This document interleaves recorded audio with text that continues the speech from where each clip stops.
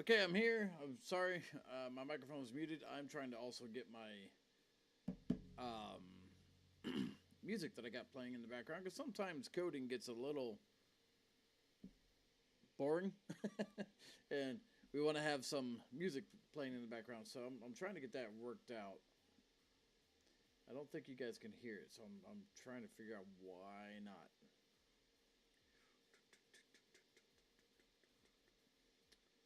So bear with me. I'm sorry.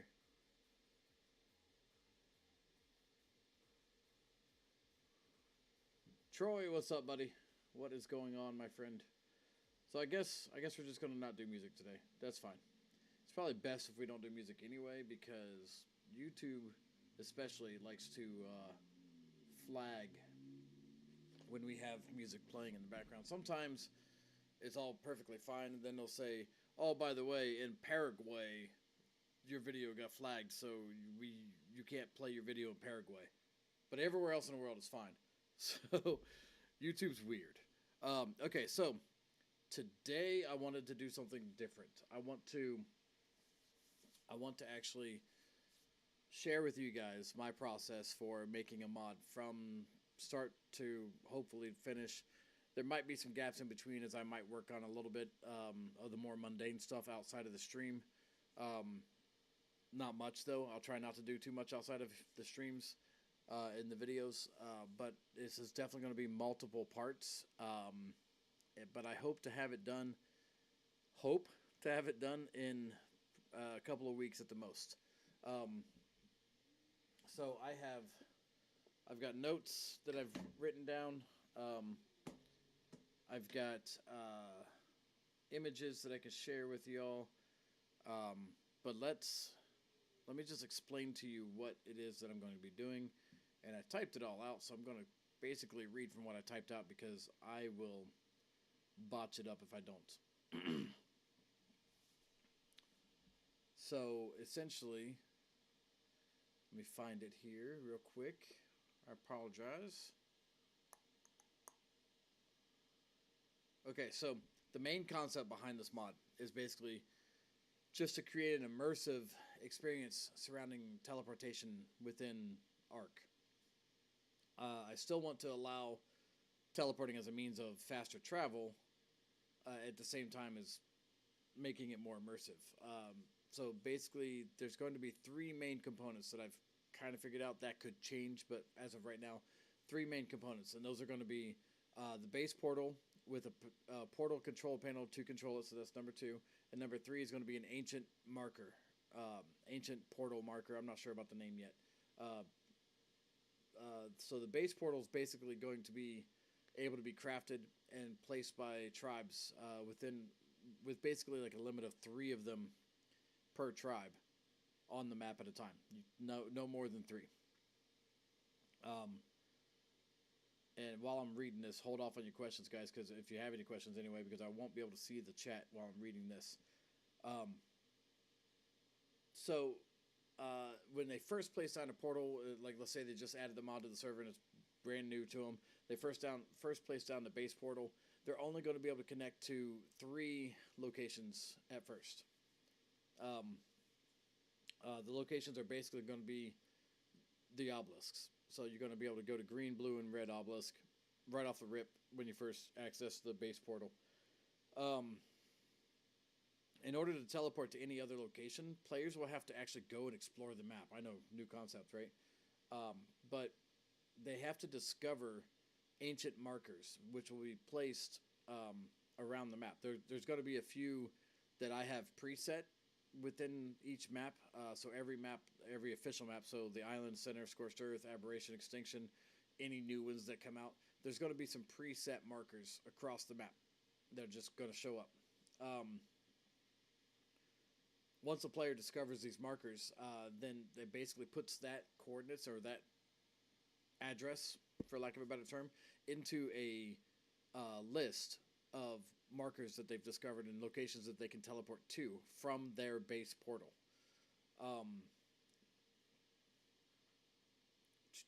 Once they get to the base portal, they can use that. They can pull up that list at the portal control panel, and then they can pull.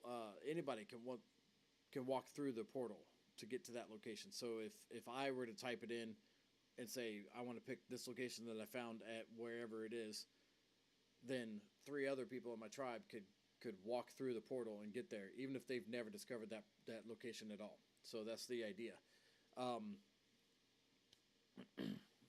So server owners are also going to have an option to add custom locations for these ancient markers. And then once they start placing the custom locations, then they're going to also have an option to keep the preset ones on or turn them off and only use their custom locations. So that's going to be up to the server owner how they want to set up their server. But the custom locations adds a way for them to be able to add ancient markers and locations to a modded map. So if they, like, let's say they download Astraios that is coming out in 2 days.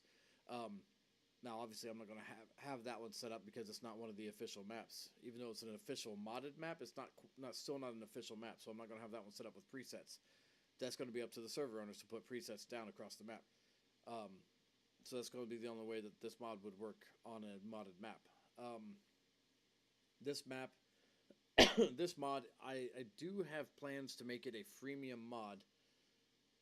I'm still trying to work out how exactly I'm going to do that. I think what I'm going to do is, without purchasing the mod, you'll either be able to do one of 2 things. Either A, you could just use it, like you'll be able to walk through it no problem if somebody else dialed in the address, or B, the only addresses that you can access are the obelisks.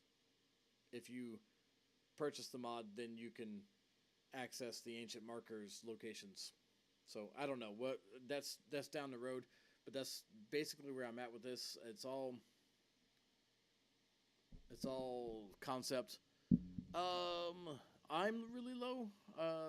I'm sorry. Did you guys even hear anything that I said there? Jose, what's up, buddy? Mikey, I see that you said that. I'm sorry if I'm low. I hope you guys heard everything that I just said. So either way, let's get started. So if you've never opened the dev kit before, this is what it's going to look like when you first open it. You're going to come into this test map area, and you'll be able to fly around. The best way that I found to fly around, just so we're clear here, I'm also going to help explain some of the more simple things to people. If they watch this video, they'll be able to. The idea is that they'll be able to also use this video to learn some things about Unreal Engine and the dev kit, so that they can become better modders in the future. So just little tips and tricks. So right mouse button, I can move left and right, look up and down. If I hold the right mouse button down and I push W, A, S, or D, I can move in that direction. If you feel like you move too slow, use your scroll wheel. It speeds you up and slows you down if you go the other direction with it. So you can see in the top right corner, it shows the camera speed moving as I'm scrolling. If you want to go up and down, you hold in both mouse buttons and you scroll up and down. If you just want to move forward and back, you hold down left mouse button, and then you can turn left and right with it. But if you just hold it down, you can zoom, or not zoom, push in and out of an area. Yeah, I've been thinking about this one for quite a while, Jose, for sure. And this is something I've been trying to flesh out and figure out exactly how to do it. So this is definitely the start of this mod, of the mod. So essentially, when you're ready to get started, after you're done playing around, looking around, and everything else, you go to UGC, which stands for User Generated Content, as you can see by the tooltip that pops up. Excuse me. So you click that, and what we're going to do is we're going to create a mod, obviously. So after about 1.5 years now of making mods, the best way that I found to do this is literally just start with a blank mod. The rest of these templates might work if you're completely unsure of what it is that you're trying to do, like say you're trying to make a ranged weapon mod, you're not entirely sure exactly how to do that moving forward. Oh, what up, Cass?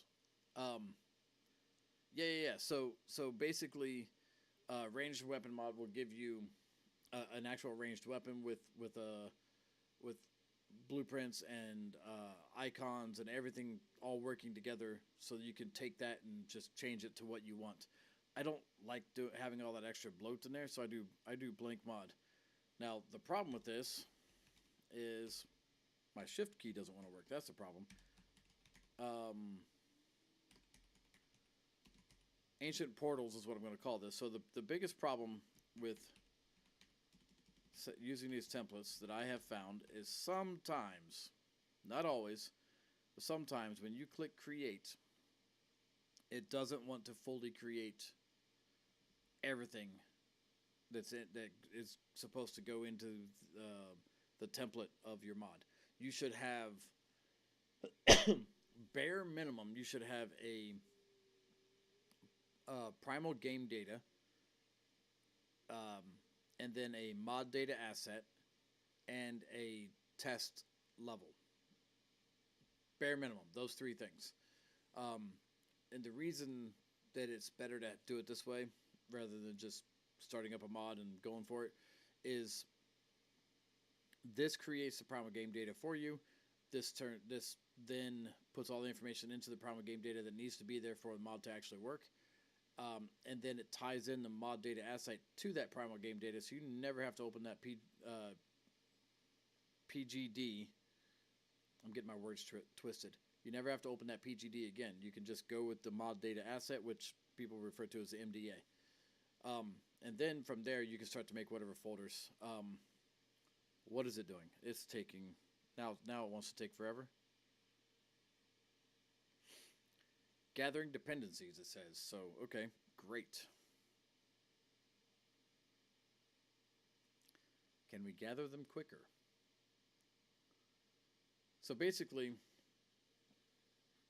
what I know that I need to do once I get in here and get started is I'm going to have to make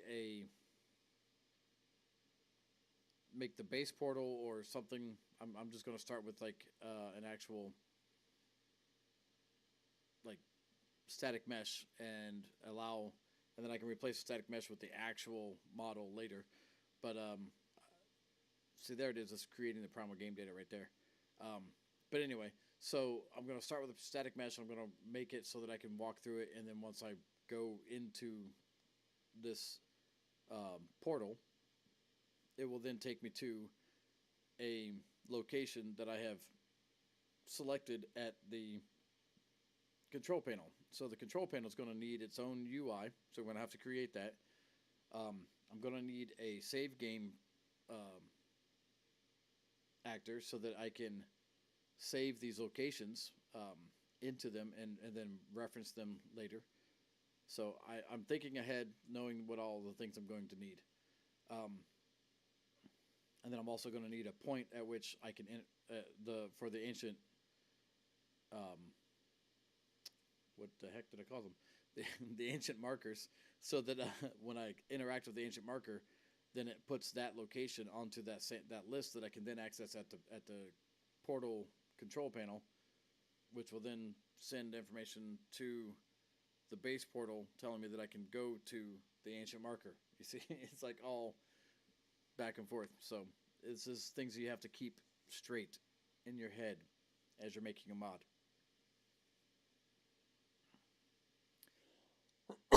This is taking quite a while. It's crazy. It usually takes like a couple minutes. It usually doesn't take this long. This is ridiculous. Okay, so there it goes. Once it's done, and it'll remove this from the screen. So I don't like to touch anything while it's doing this. I let it go, and as long as it says down in the bottom that Ancient Portals was created successfully, then I'll hit Control Spacebar, and it should bring up the folder of the Ancient Portals. And I want to go ahead and I want to right click on it, and I want to add to favorites right off the bat. So it puts it up here. You may not see this right away, and if you don't, just click the down arrow so you can see that. I also, this is something that I've done for a long time.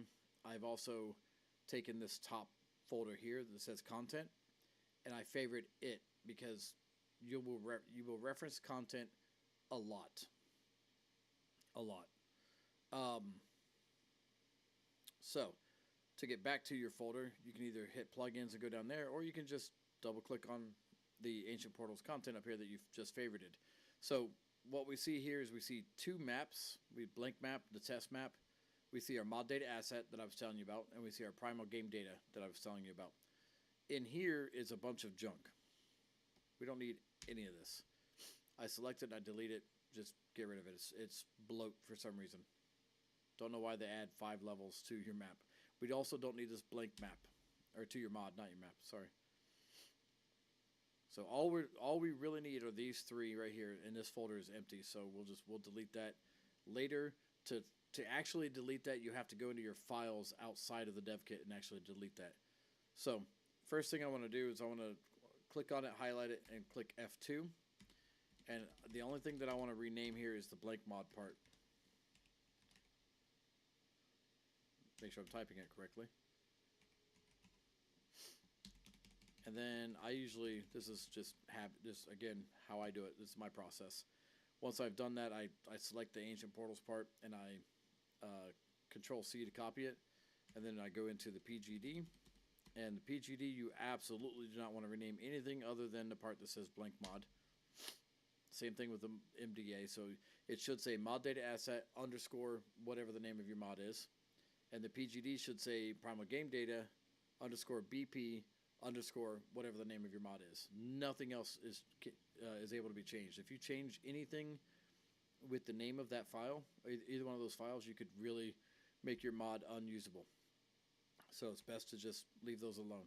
Now this one, this is habit from game design school where I name it LVL for level underscore the name of whatever level it is. In this case, it's the Ancient Portals level. So then once we've done all that, it automatically saves all that stuff. So that's saved. We don't have to worry about that. But we want to open up our level.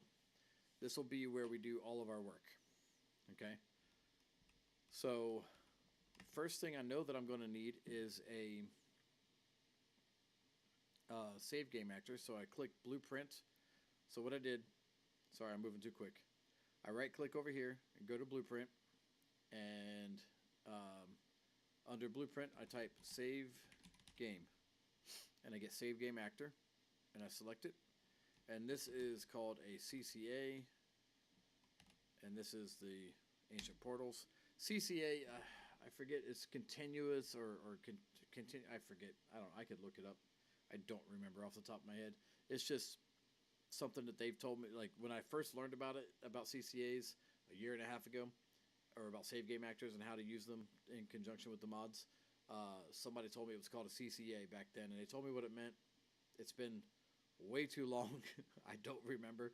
So we're going with it. I'm just calling it a CCA. It's the save game actor, okay? So then in the CCA, I'm going to open that up. Open it up by double-clicking on it.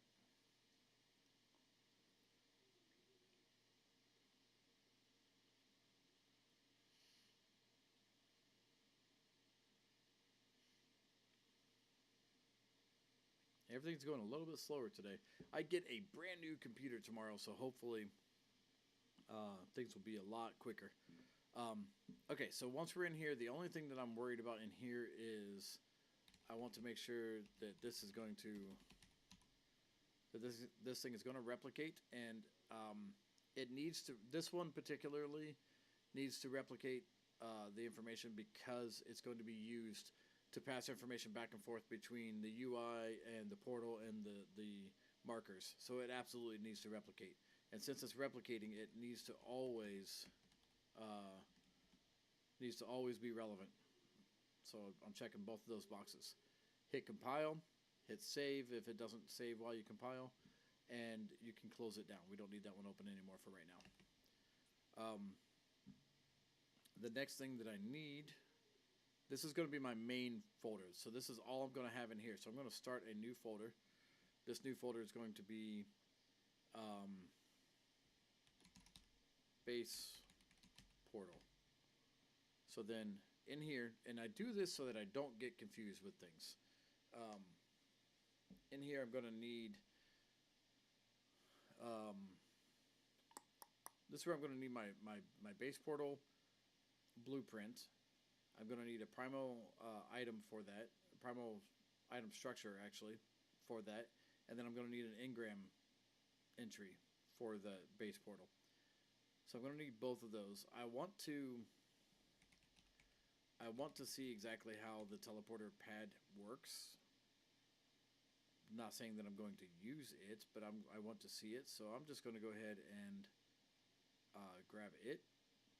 So I went to my content because that's all of the content of the base game.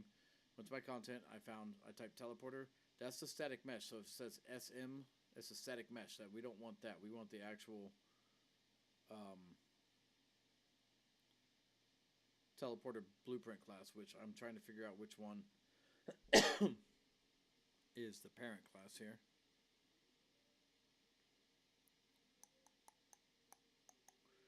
Okay, so I think it's, yeah. So this is the parent class, the tech teleporter. You can see that when I hover over it, says down at the very bottom, it says parent class tech teleporter underscore C, which is this.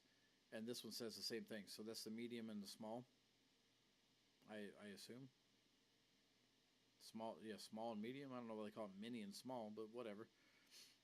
But then we got to find the primal item structure for that. So Control C or Control while click to click that, and then I need the engram entry, which is going to be right here. Grab that. Now this part's important. So I have those three selected. It's very important right now. When you grab and drag, you drag it onto your folder. When you let go, you want to say copy. You do not want to move. If you move it, you're moving that file out of your base game files. That will be very detrimental to you in the future to use your dev kit. So you're basically, all we're doing is making a copy of them because we don't want to overwrite anything. So then, again, first thing I do is I want to rename. Always rename before you do anything, or you'll basically confuse yourself down the road. You'll regret it. Because you'll go to access something, you'll pull it up on a list, and you'll see two that have the same name because you forgot to rename it from the original. And I don't want to mess with that one, but these all three are going to go into the base portal. So this one we can move because we're just moving it within our own mod folder. And now, like I said, I want to go in here and I want to see how they did a lot of this. There's a lot of disconnected pins, so that's interesting right off the bat.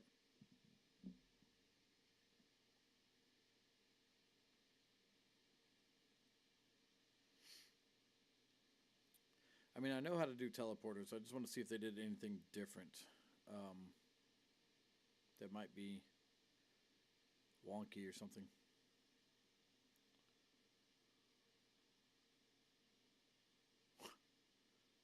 WDTOM.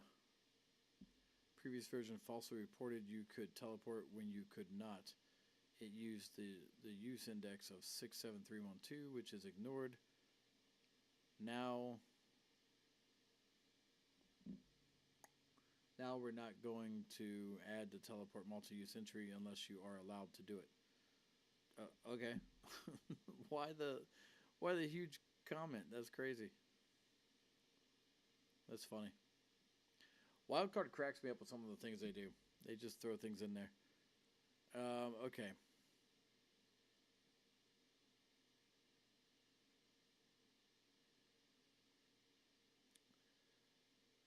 Container activated. Allow structure access. As long as both of those, as long as you're allowed to have access to it and it's powered, basically. And then you can move forward. Element cost to teleport. I didn't think it cost anything. But that says as long as that local cost is greater than 0, which local being, I think, a local variable. That makes sense. Yeah, local cost will be right down there. Then add teleport to the entries and allow that to be an option. Can teleport to on default destination. Interact buff. What the heck? You're looking for a buff? Why do you got a buff? Okay. All right. So this says, are we on the same team as the teleporter? If we are, we can move forward. We this says is the player that's trying to access this.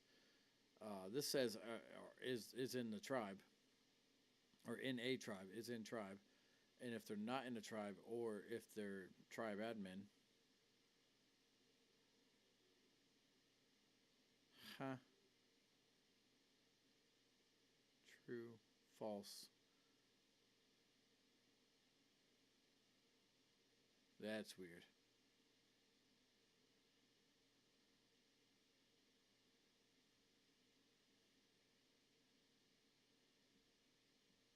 This part is confusing me. But okay, this is just to determine whether or not you can enable or disable the public teleportation. Um, but this part's got me tripping. Okay, I don't want to use that blueprint. I'm gonna make my own blueprint, but I'm not gonna do it from that. I want to do it from a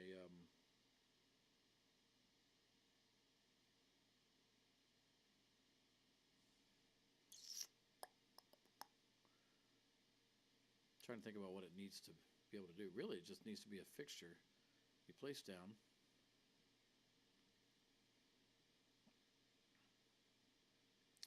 You place it down. It needs to probably have some sort of power.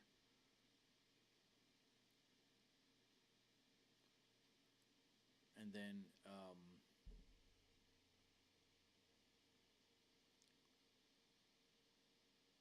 and then even though it has power, it's not really active until you dial into the port to the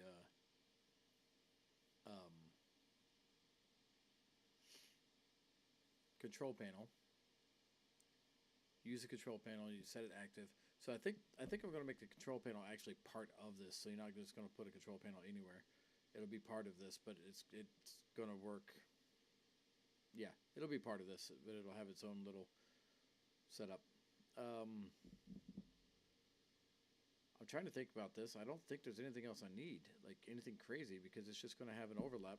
You walk through the overlap, boom, you're gone. And it plays like a little animation or effect, and then you teleport. It's really that easy. So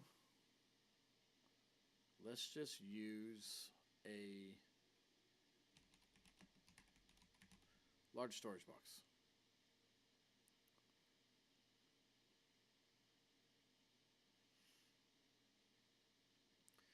This time I'm going to add it in down here because I've got my base portal. So I'm going to show you basically if you want to add it to your folder, just make sure you have your folder open and you do it the same way. So you just copy it here.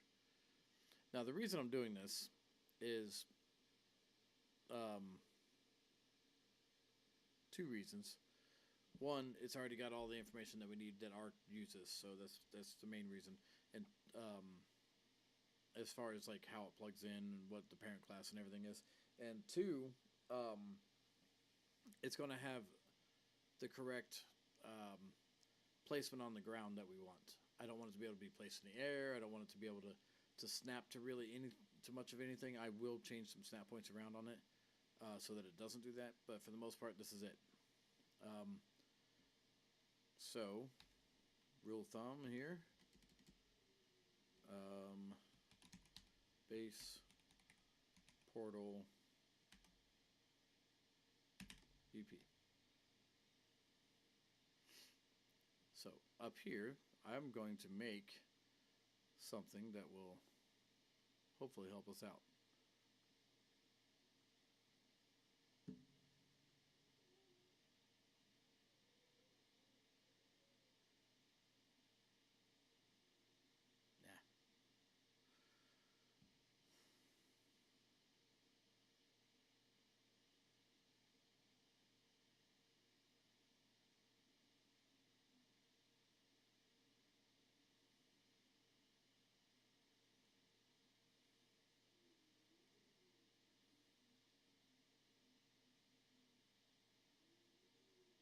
Okay.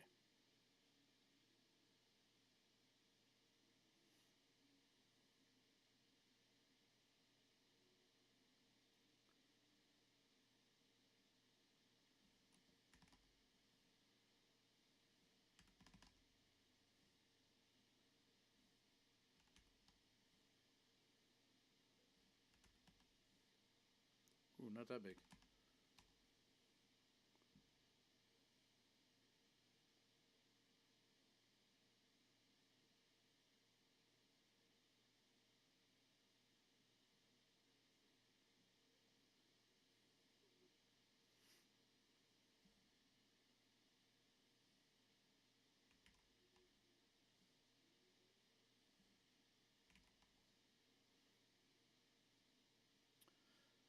So this literally is just going to be a just a quick setup of how we're going to do this.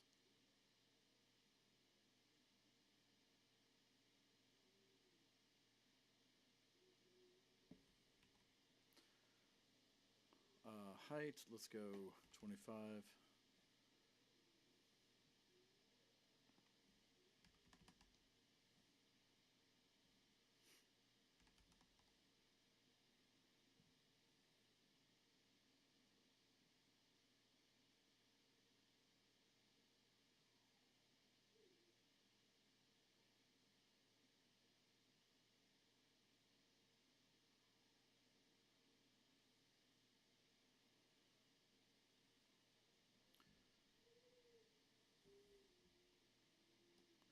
So basically, this is the modeling mode.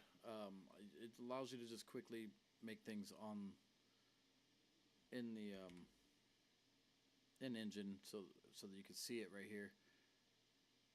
I'm not trying to go too crazy with it, but this is just going to be. It hopefully will blend these two together into one static mesh. I thought maybe not. Crap.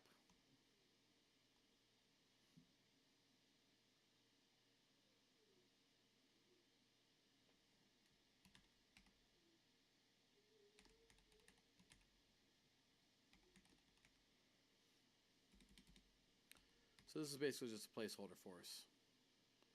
That's all that is. And it put it in there? That's weird. Okay. We're going to put this into our own folder. And move this. Come on. Yeah. So this is a weird thing that it does. Let's just make sure that it's in here. Yep, there we go. So we have our static mesh in there. We can go back to selection mode because I don't care about this now. These pieces can go. And what I want to do is I want to open this up. And I'm going to go to the viewport. And I'm going to select static mesh. Grab that static mesh. As long as it's highlighted, you can click this arrow with that's inside the circle here, and it puts it in there. We're going to have to go and change a bunch of stuff. Cool. Again, we're going to change this. It does want to cooperate. Okay. Oh, is that the right way? Yeah. Okay, whatever. I didn't realize it was like dead even, but whatever. It works. Placeholder. Remember placeholder. So now, if we grab this and we put this in the world, that's our portal. There it is. Super simple. Very easy setup as far as getting started. So if we really wanted to, we could probably go in here and say for a material, we could probably say some sort of metal. Or you know what? Even better. Let's do stone.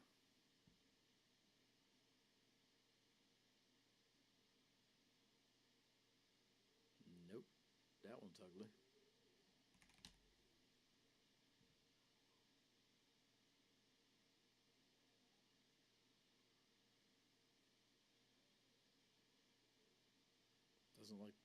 Doesn't like that at all.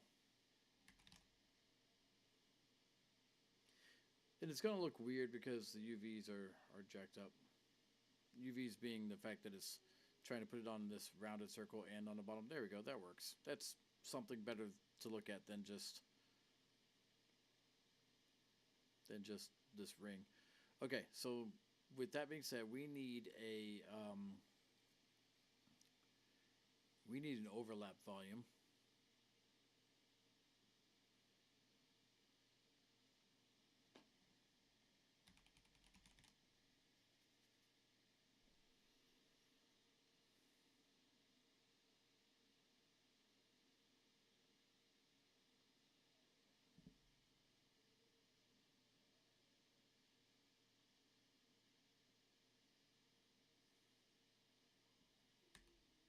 So I changed that by hitting R. WER is the three different transform tools. So W moves it up and down, E is rotate, and R is transform. I guess it's the different gizmo tools. And then I'm grabbing the center so that the center of it so that it all moves uniformly or grows uniformly. Because that's what I wanted to do at first, and now I'm going to try to, if it'll let me. It probably isn't going to let me. So, we're going to get rid of this.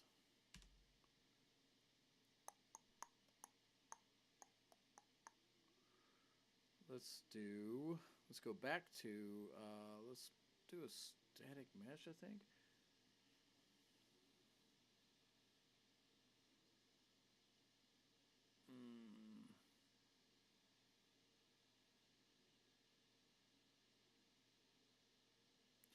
Yeah, I should be able to add a static mesh in here.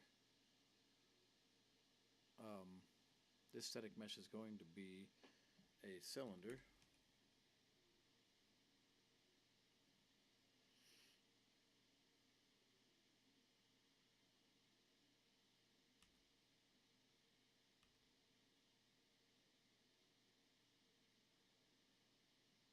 And rotate it 90 degrees. Make sure it's bigger. Whoa, bigger. I took it the wrong direction first. My bad.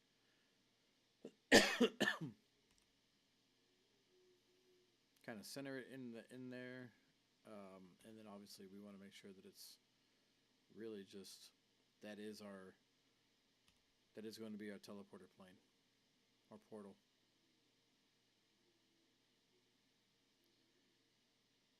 So okay, so now that's there. Let's for now. There is a weird one in here. I believe it's this one.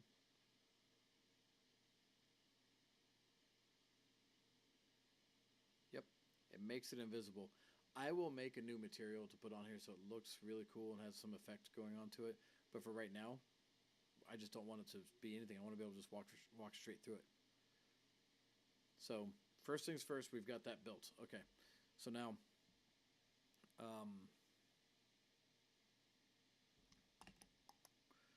so let's get rid of this. I don't need this in here. Try to keep everything nice and clean.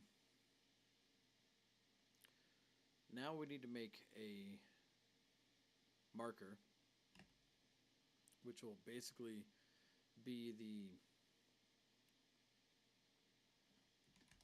point at which we can teleport to.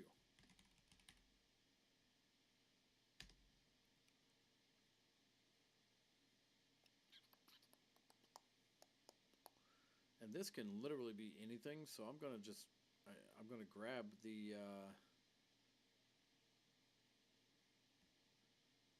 these three here, and I'm going to put them in here. I'm going to rename this.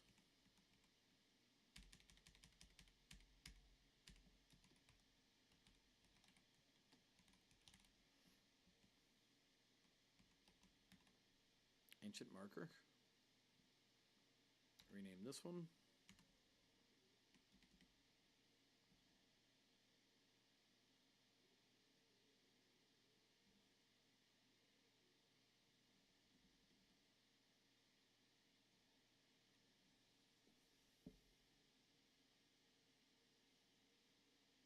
How did that happen? Okay, so this is why I don't like putting things in this main folder. I grabbed the primal game data instead of the engram entry. Problem with doing that is that I don't know that moving it back will really do anything.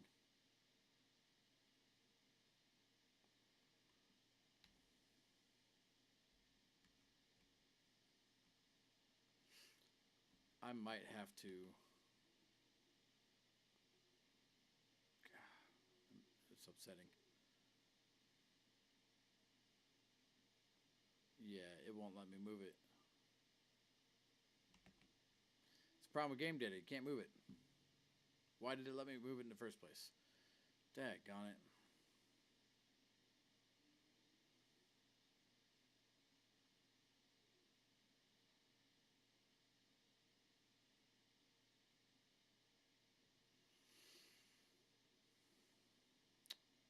Well,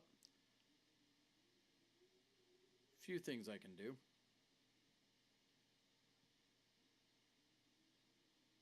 So this is a good lesson.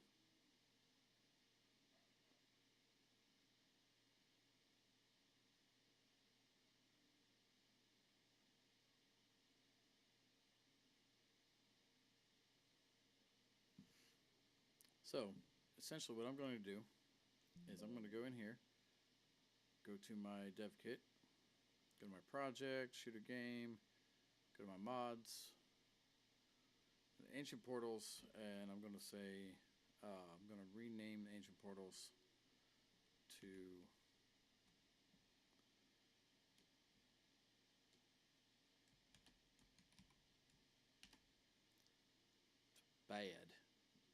bad ancient portals, unfortunately.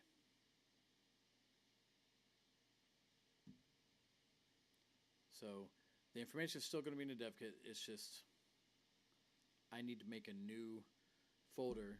I need to make a new mod called Ancient Portals, and then I need to not move my damn primal game data. So, dang it. It's rare that I make those kinds of mistakes when I'm setting up a mod because I try to make sure that I'm paying attention and not grabbing the primal game data, but it happens, as you can see. Sometimes it happens. The best way to just not panic, the best way to fix it is to go back out to your file folder, like I just did, rename the mod, and then when I go back in there, I'm going to make a new mod, and I'll show you what I do, how we fix this. Dang it.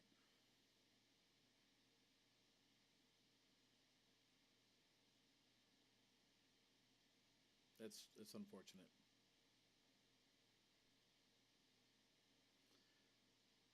But anyway, while we're waiting, there was something else I was going to say. This is why I don't do live videos very much while I'm doing this, because my brain goes a million miles a minute while I'm making mods, and I can't keep up with it sometimes.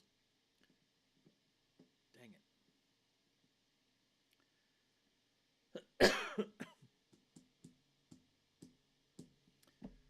Well, I apologize. This is quite unfortunate. We just have to wait for it. We gotta do it a certain way. This is part of making mods. Like, things happen, things go wrong, and you gotta be patient. You gotta know. You gotta really understand what it is that went wrong to know how to fix it, and then you gotta know how to. You gotta be patient and just be able to move forward and fix it.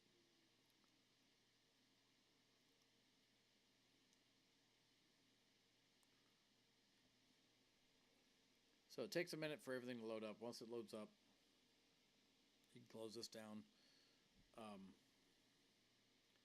We're back over here. Except for this time, if you look, when we go to our folder, What the heck?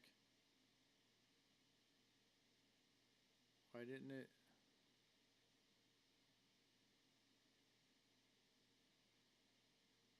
Okay. Okay.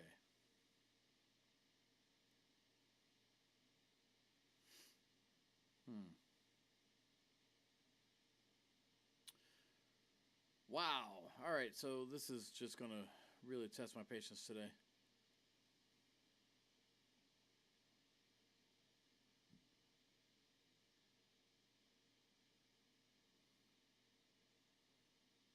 I'm going to get very, very frustrated at some silly stuff today.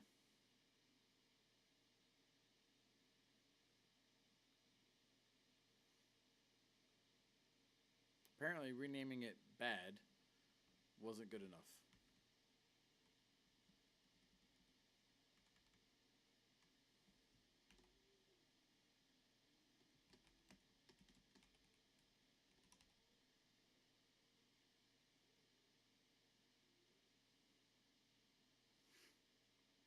So the whole point is this folder is what it reads when you go in and tell it to grab. When you're telling it to go in and grab your mod and you use your mods.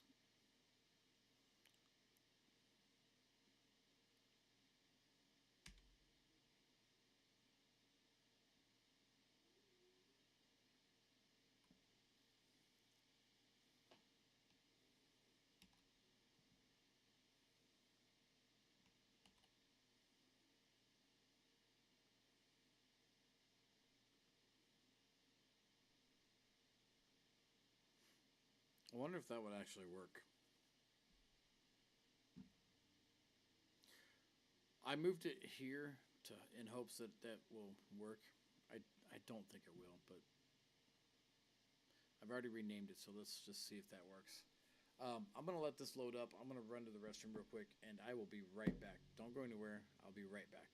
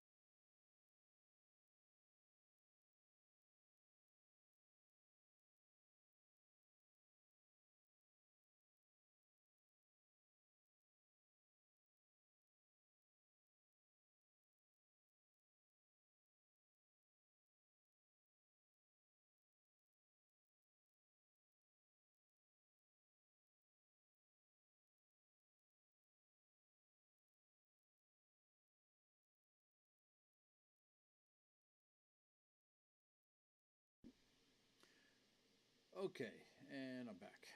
So let's see if it fixed it.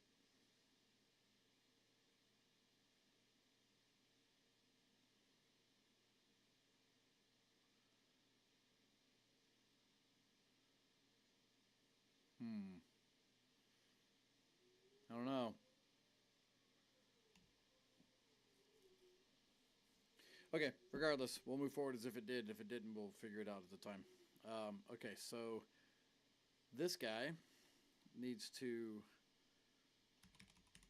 consume the primal item structure of our base portal.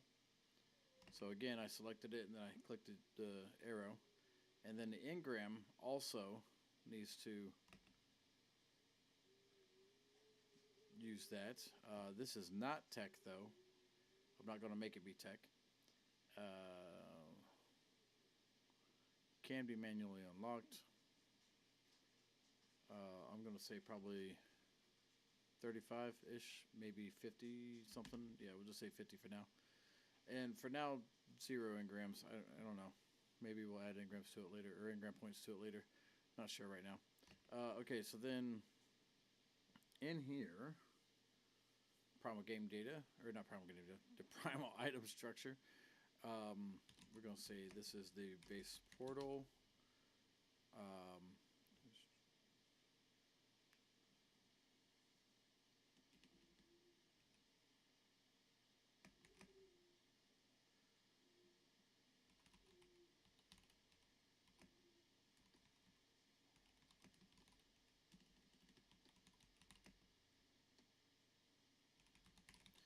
Yo, what up, White Bear?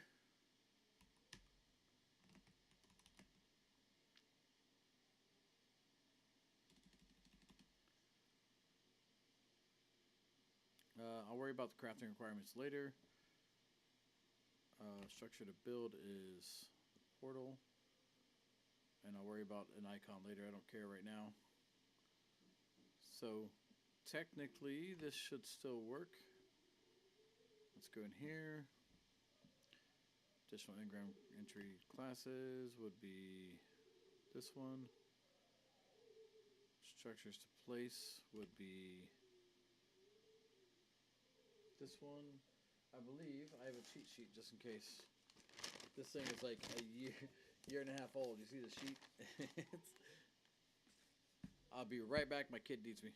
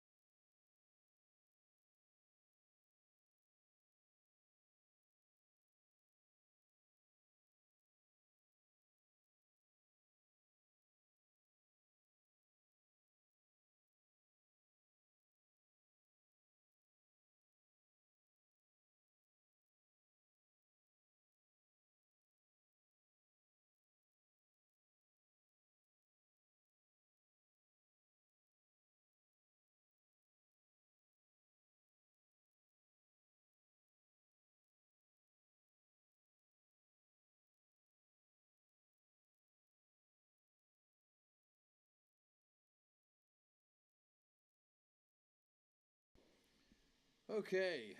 Holy cow. Sorry about that. I was rushing. He was supposed to have been in bed, but he came in. I heard him in the background hollering for me. Okay. This additional structures to place is our actual blueprint. And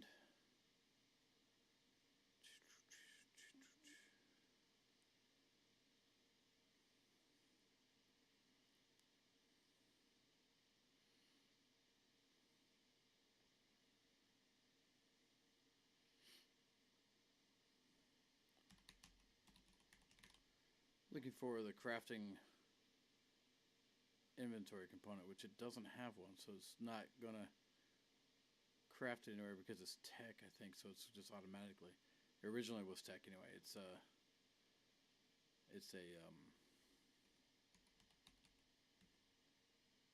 tech teleporter, so we're gonna use the fabricator. And we're gonna go back to our show modified over here. Get rid of that. And I want to go down here to the folders. Structures, I don't need miscellaneous. Just structures. Boom. Okay, cool. So, with that, we should be able to go at the very least place it into the world. Except there's a weird bug. I don't want to try it yet. Give me a second. So, I noticed before. Oh, jeez. I turned off the one that we're trying to work on. I noticed before that all of these mods, all of my other mods were in the list of favorites when they shouldn't be. So I just updated the dev kit earlier today, and I didn't realize that these would be. I didn't think about them actually. I should have realized it, but I didn't think about them being like just there, ready to go. So I have to, since we had to shut down the dev kit once or twice, I got to go through and turn them all on, turn them all off, one at a time. Because that means that they won't try to load when we go to play in editor to test our game or our mod.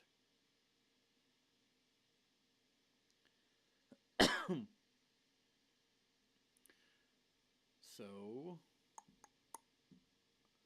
unfortunately, this is tedious, but this is something, again, this is like, I'd rather show you guys how this happens and show you that the way this works and when things go wrong than for you to just keep seeing YouTube videos where people are doing it perfectly the first time every time, and then you struggle because you get to a point where you're not sure what's going on and why it's working, why it's not, or why it's supposed to work a certain way and then it's not. You know, you should know what it's doing at all times, and when it doesn't do something, you should be able to figure out pretty quickly why it's not doing what you wanted it to do.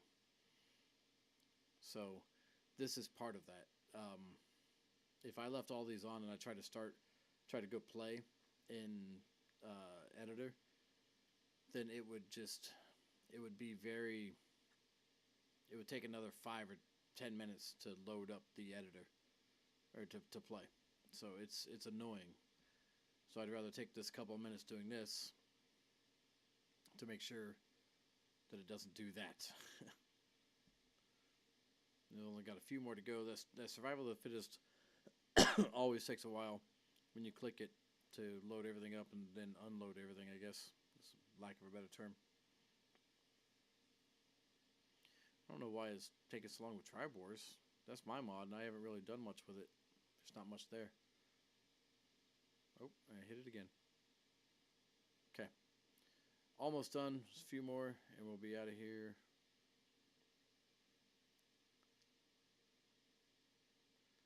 Okay, so that part is done. Let's go back to our ancient portals, because I accidentally did the wrong thing. Oh, yeah, nope. Not doing any of that. Get out of here. Yeah, that's all stuff for the base game. I'm not saving any of that. Yes, yes, I will be streaming for a while. Okay, so anyway, back to what I was saying is I want to make sure that it.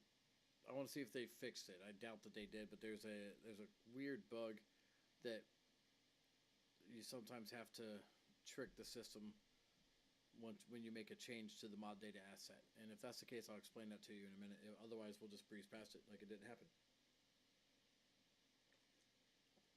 Um, yeah, Jake, I will. I just got started on here, bud. So I plan on staying streaming for a little while tonight at least, and then um, do part two either tomorrow or Wednesday, depending on if I get my computer set up tomorrow or not. So once we're in here, I'm going to hit Shift F1 so that I can pull up so I can have mouse control. Then I can hit Control Spacebar to pull this up again. And I'm going to go in here, Primal Item Structure, right click on it. I'm going to give myself one of them.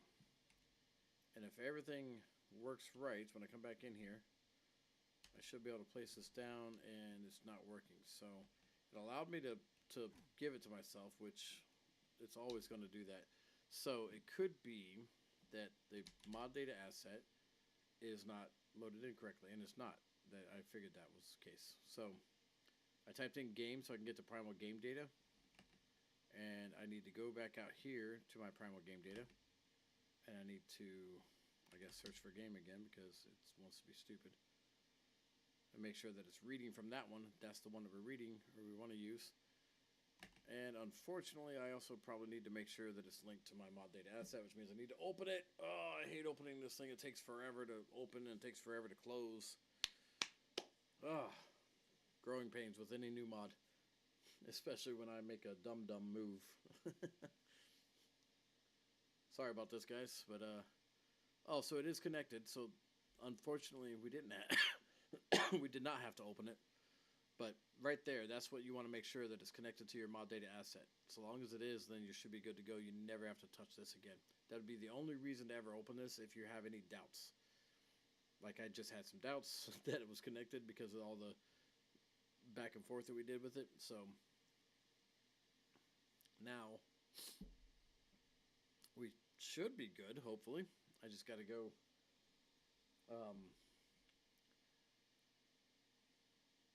got to wait for it to close because it's going to take forever to close.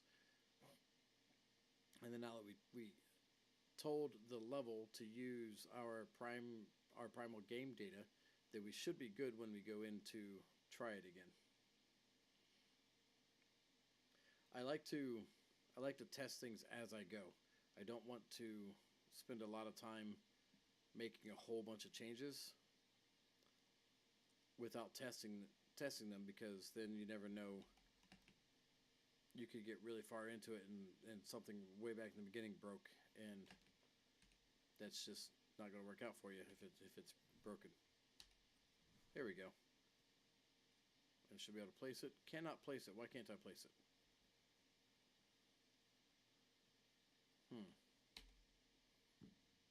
Usually when you can't place it,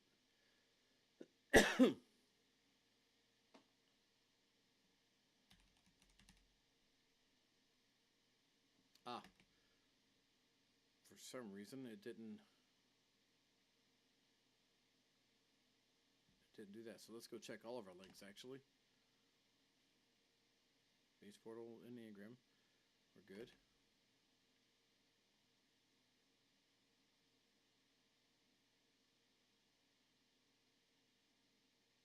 Base portal there. Okay.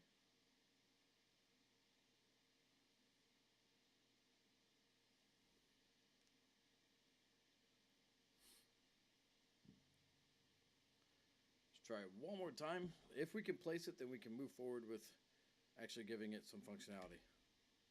So this time I hit the tilde key and I hit up once because I've already spawned it in. So it's right there. So since I've already spawned it in, I'm going to be able to just grab it. Boom. Here we go. Don't know why it's purple, but okay. And it has no collision, so we have to fix that too. So that is definitely something we got to fix because as you can see, I have nothing. I can't even pick it up. So that's an easy fix as well. So we go into our static mesh, and just again for testing purposes, I'm not really too concerned with it, but I do need to have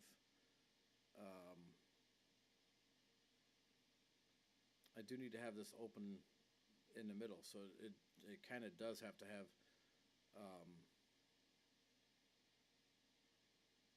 the collision. What am I trying to say? The complex collision. Holy crap!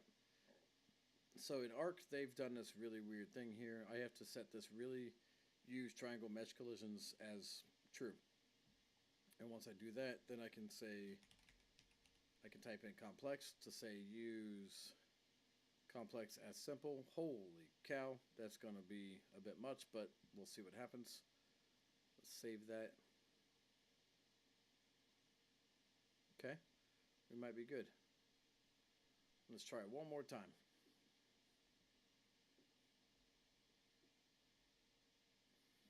Spawn a new one in.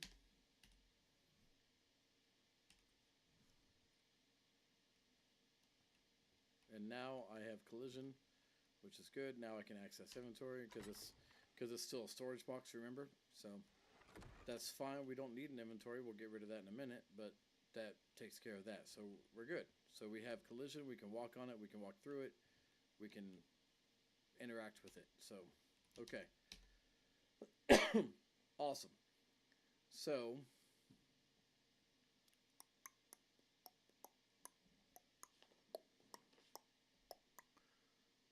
now.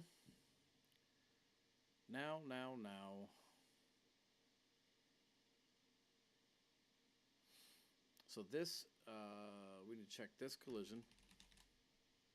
Let's block all dynamic. Okay, fine. But this collision, we want it to overlap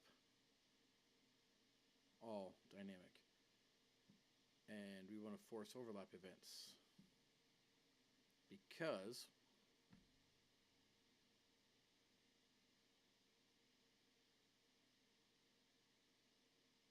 no, it's going to be dumb, isn't it?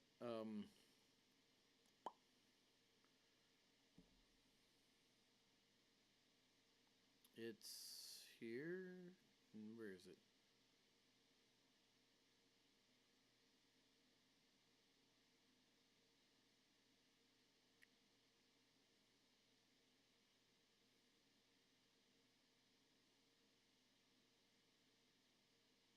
Map check.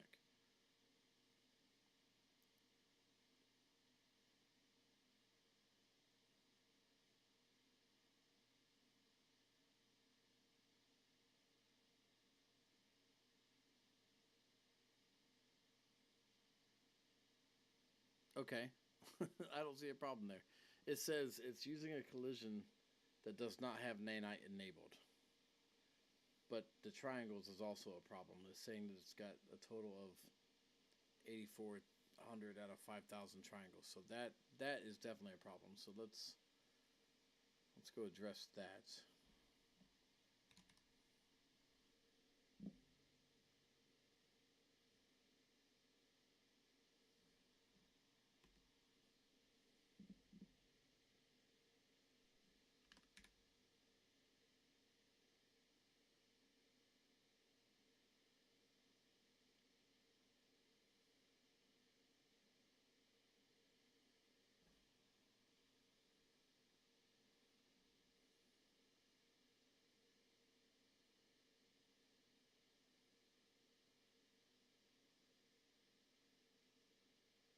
Okay. Still doing. There was one in here that I remember if I turn it down.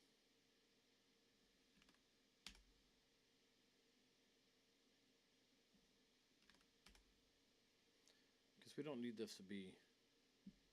Actually, I don't need it to be that good at all. Let's go 0. It's 50% triangles.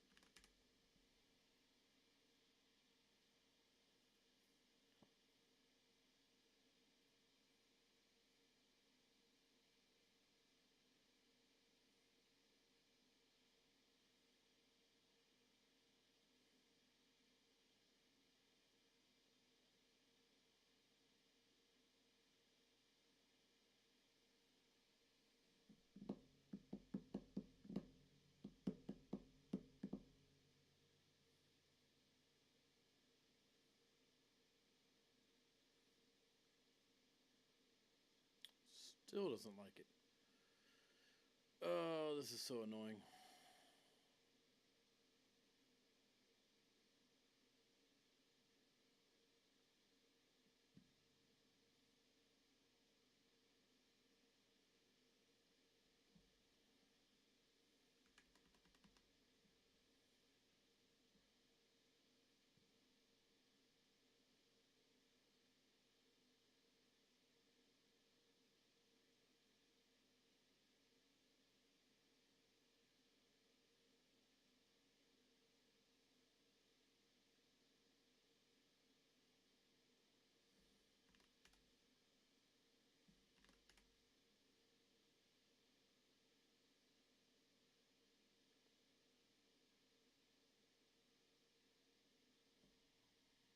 Okay.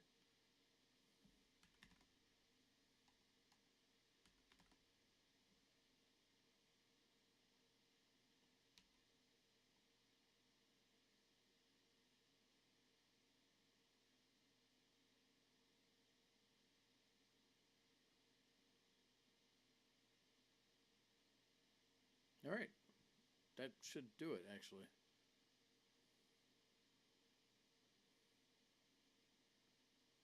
Yep. Good to go.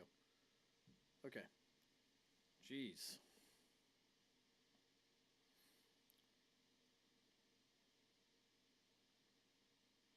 So, what I did here is because we set this to have an overlap event, I right clicked and go to event and go to on component begin overlap. So, basically, what we're going to say here is when we have an actor, um,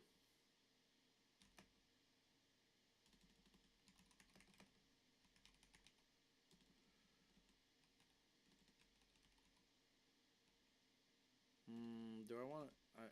Let's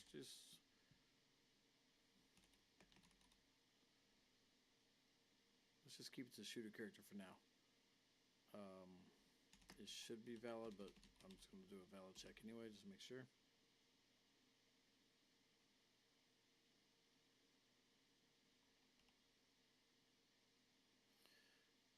I hate when it does that. All right, so all I want to do here for now, I'm going to do a print string on the screen that basically says player detected. That's it. And it's going to be in green so that we can see it. It's going to last for 3 seconds. That's all. As long as that pops up on the screen, then we can move forward. We just want to, what we're trying to do is we want to make sure that we can get information from what it is that we're trying to get information from. So, what is going on down here? Okay, weird. So basically, I put this down, and if I walk through here, it should give me.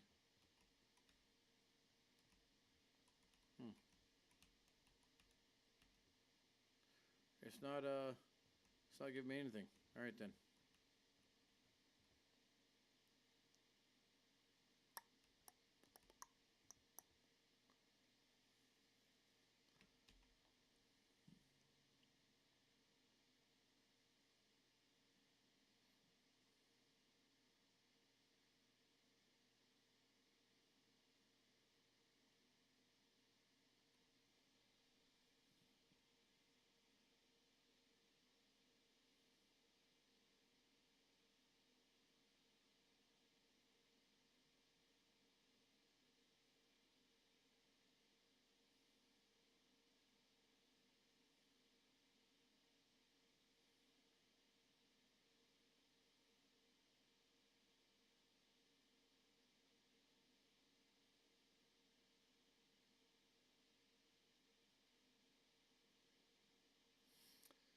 So it's basically saying ignore almost everything. There's a few things that it's going to overlap with, but I want it to overlap with pawn mesh.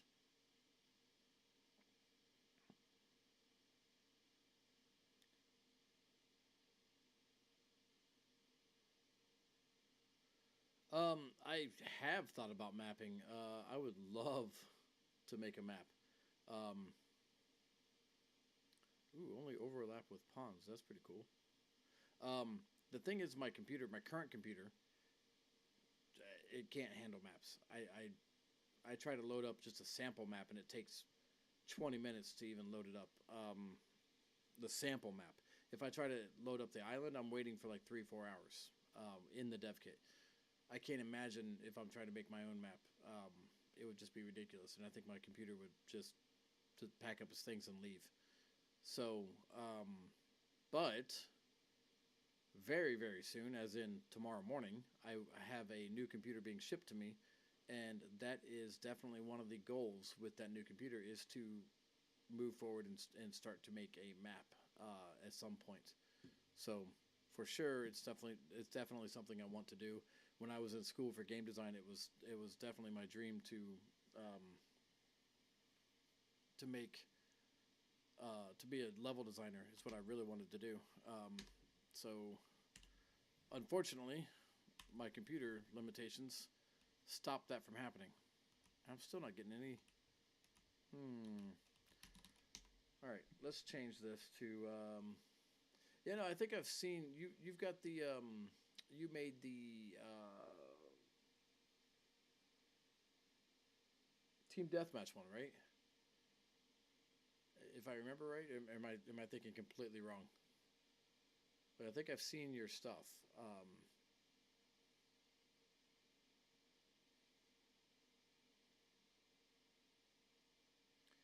Yeah, I'm getting a brand new computer, brand new processor, all that stuff. So um, it doesn't look like this is going to work out to be a static mesh here. Maybe. Well, actually, you know what? So what did you do? What maps have you done, man? I'm sorry.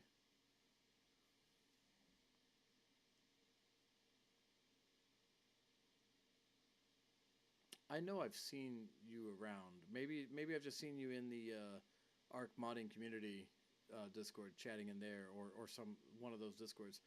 Maybe I'm getting you confused with other people. Then I apologize. So many people in the community that it's hard to keep straight. Um,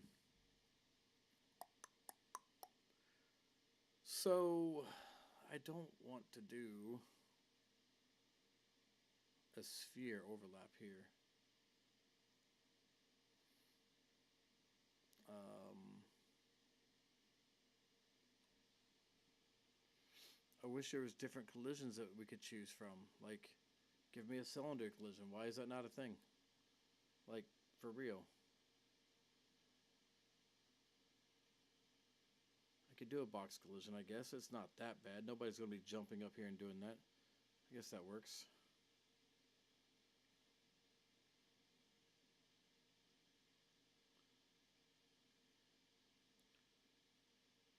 Let's get rid of this. Yeah, I know. I got stuff on the graph. I know. Yep, yep, yep. Oh, look at that. We just replaced it that easy. Quit yelling at me, jerk.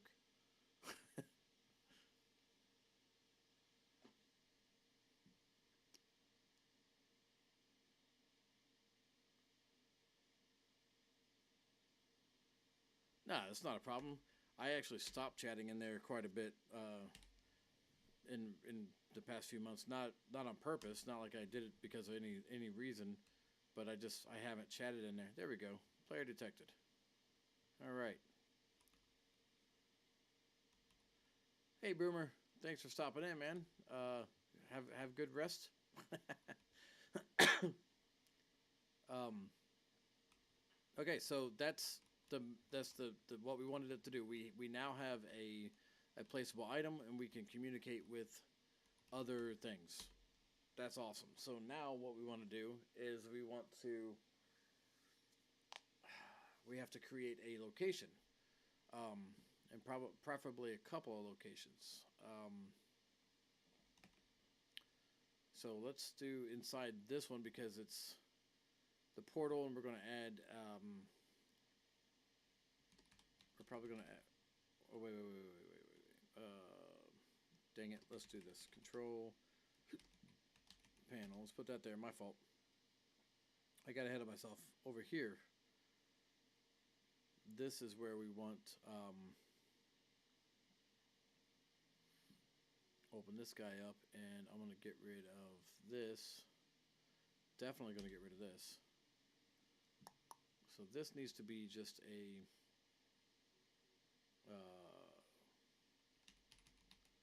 pillar for now. I don't even care.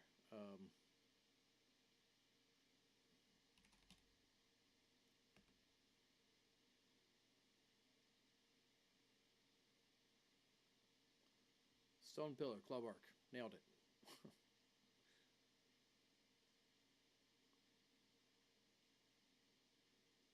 Why is club arc so different?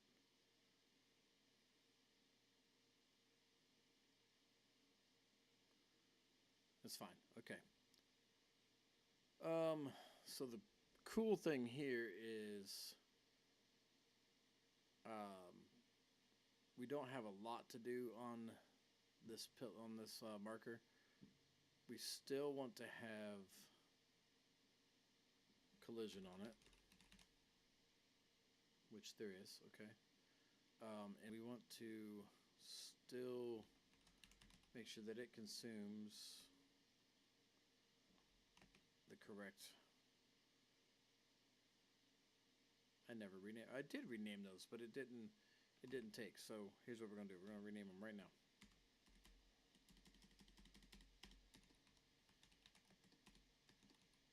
Oh my goodness.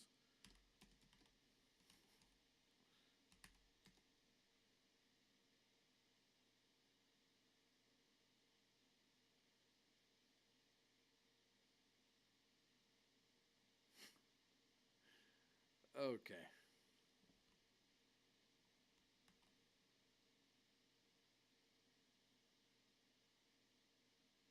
I didn't even realize I had that in there. So I must have copied over. So this just needs to go. It's going to yell at me. No, it's not going to yell at me. Here, bye-bye.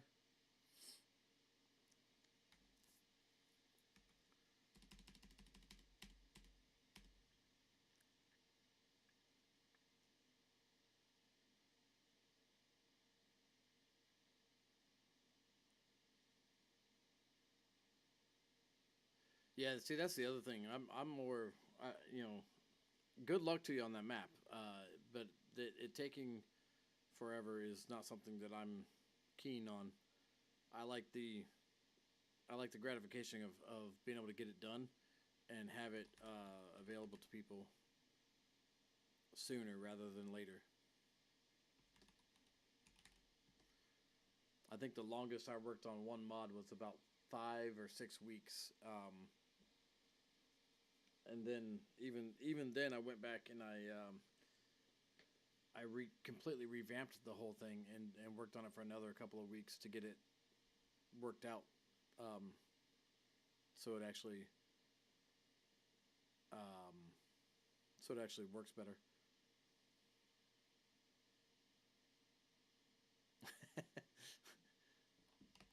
Can't figure it out. Let's move on to another map.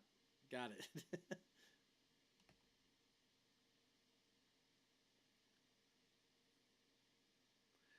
I probably don't need an engram actually.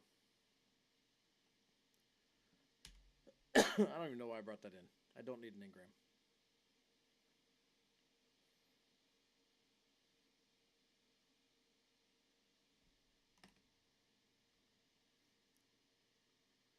Because this is going to be uh, only admins can spawn this one in. So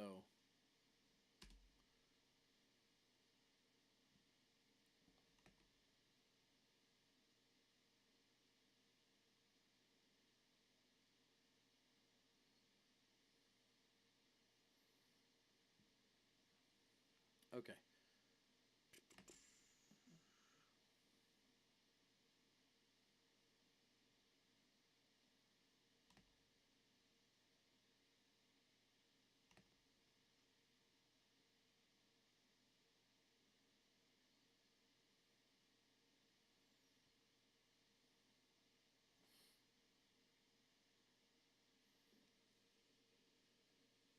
All right. Let's just make sure that we can place down a map marker or a marker. Yeah, no, I get it. I totally get it. It takes months. I'm just not looking forward to that at all. I don't. I don't think I will. I understand that it takes that amount of time, but like I am. I don't know. I guess it'll be different once I start working on a map. But I think I just really want to have. I get anxious that I want people to see what I've been doing, if for lack of a better phrase, I guess. I just want to get it out there. I want people to be able to use it and enjoy it.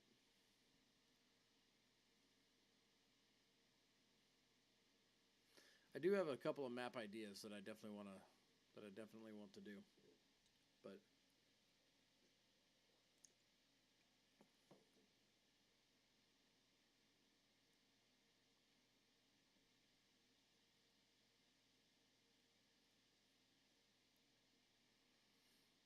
I don't know what's going on here.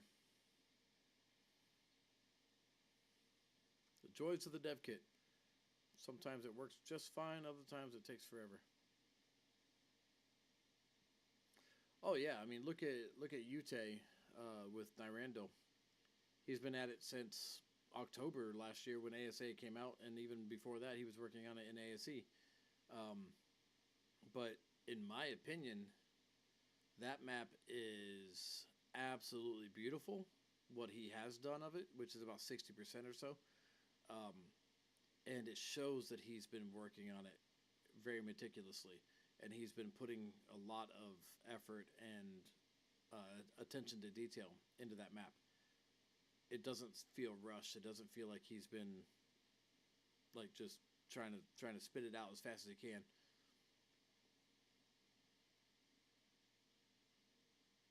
But yeah, that one. If you haven't checked out Nyrando, definitely check it out. Yutei is a great dude. He's really good at what he does. He deserves the recognition for sure. He just got he just got it picked up. It's being used as a in rotation, I should say, as one of the maps on some of the official servers.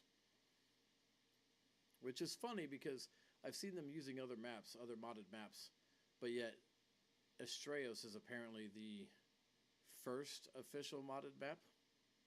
I but you still got to pay for it, and I don't know. The whole wording and the way they set that up is just weird to me. Love Estrellos, don't get me wrong, great map. I just think it's weird how Wildcard handled that whole situation. Oh yeah, he'll bend over backwards to help you for sure.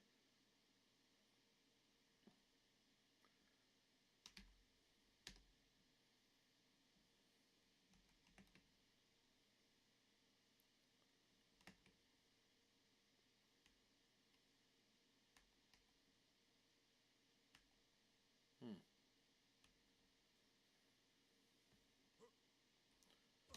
So it's definitely the issue here. Problem with game data, sometimes when you add new items to it, it doesn't want to. I mean, you can't get mad at Wildcard for wanting money, and they got to be able to have money to survive. So I get that. Those developers deserve to get paid just as much as mod creators. So I mean, I get it. Except for the difference is, we do it for hobby. Those guys do it for their main job. So if they're not getting paid, they're not feeding their family.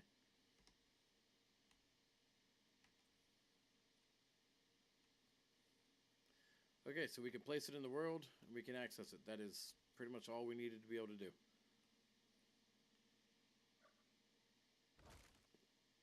Okay, that happened. Good God.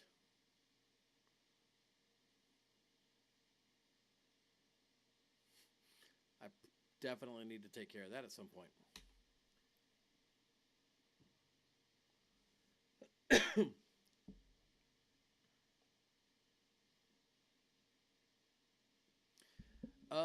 I think it's just you, WM. Are you able to hear me? Okay.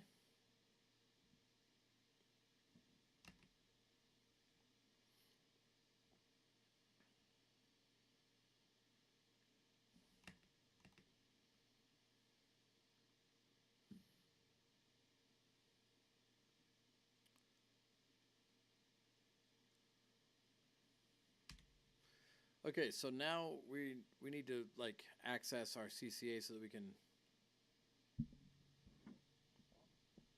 Okay.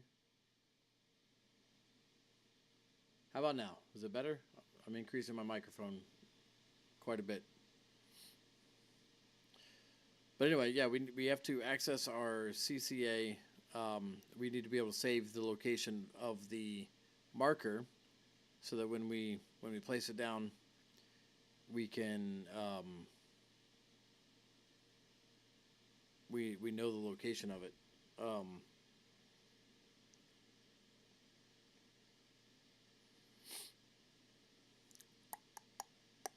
but we need the player to interact with it to get that information. So let's see. Let's go to.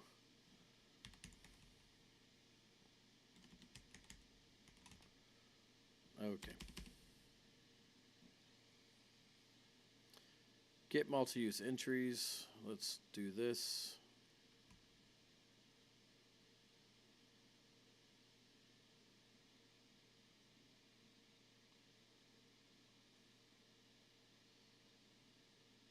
Yeah, hey, I appreciate that, man. I definitely will hit you up, and yeah, we'll see you next time.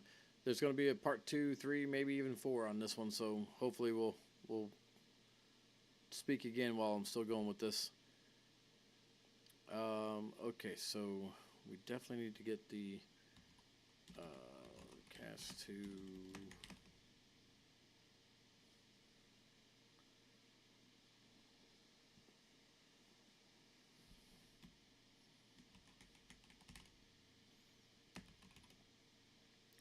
Get shoot a character from controller is what we need, actually. So I need to shoot a character.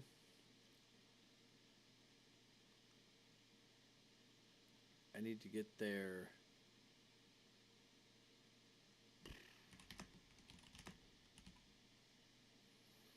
Ooh, I always have trouble with this one.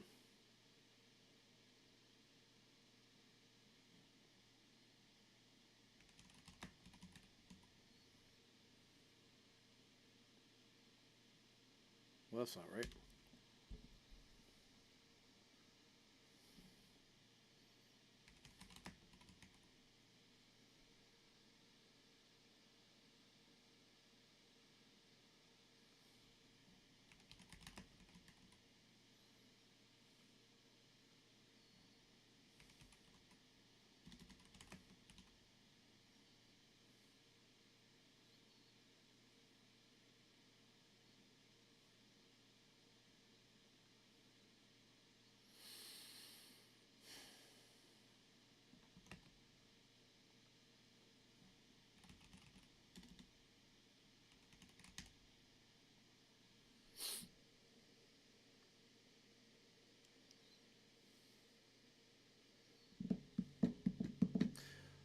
Anyway, what's up, Arkbound?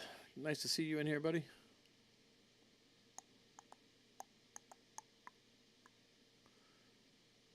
All right, teleport 2.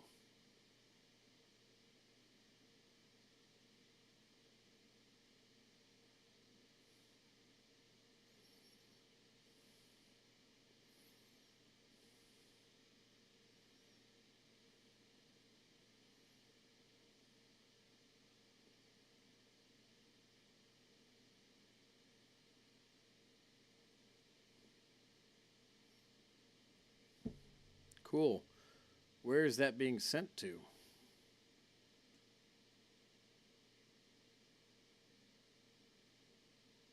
But it's just disabling structure. I don't get it.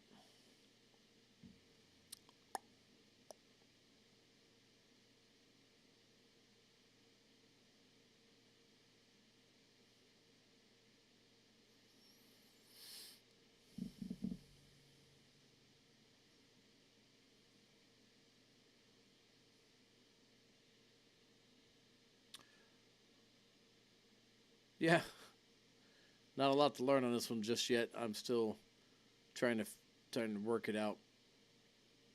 Um,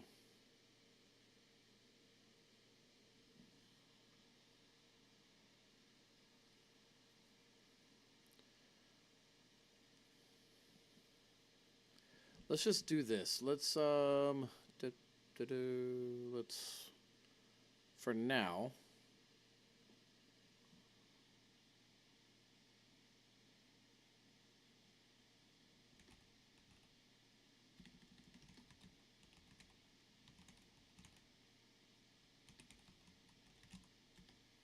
Ancient market locations. I'm going to do, this is going to be a vector. And this is probably going to be an array of vectors. Whoop. Hit the wrong button. My stupid headset decided to shut off.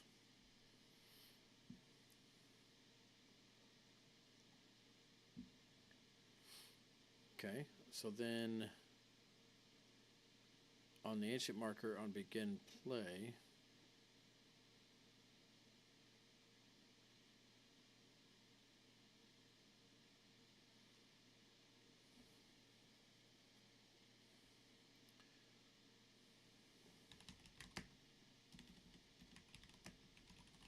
oh my god. I love when I can't type. So on begin play, we place when the marker first spawns in the world.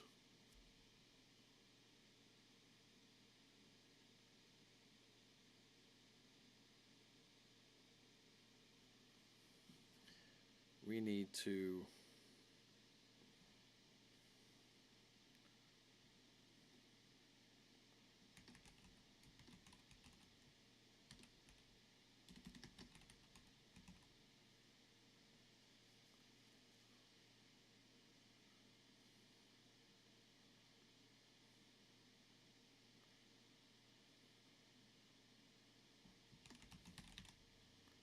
so this marker location, we're going to make this a vector, and we need to say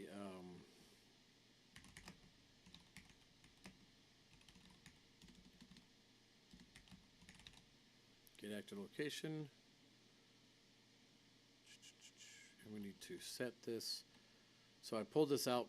When you pull out a variable and you want to drop it in the world to use it, you drop it in. You can say get or set.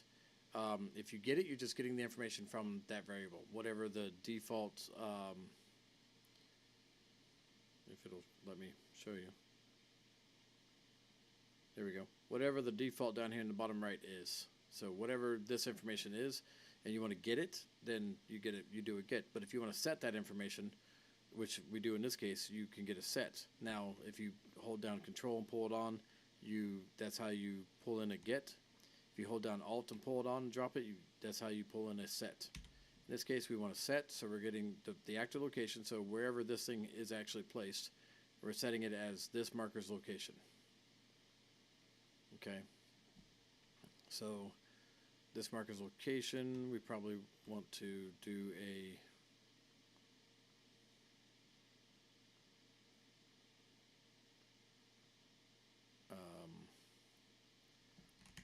get actor of class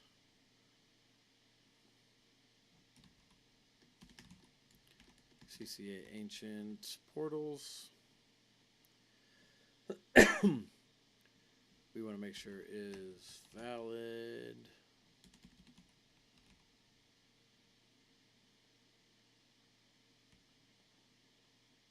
If it's not valid, I held D and clicked on the graph to pull in this delay.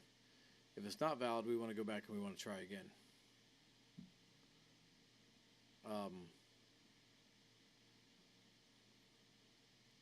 If it is valid,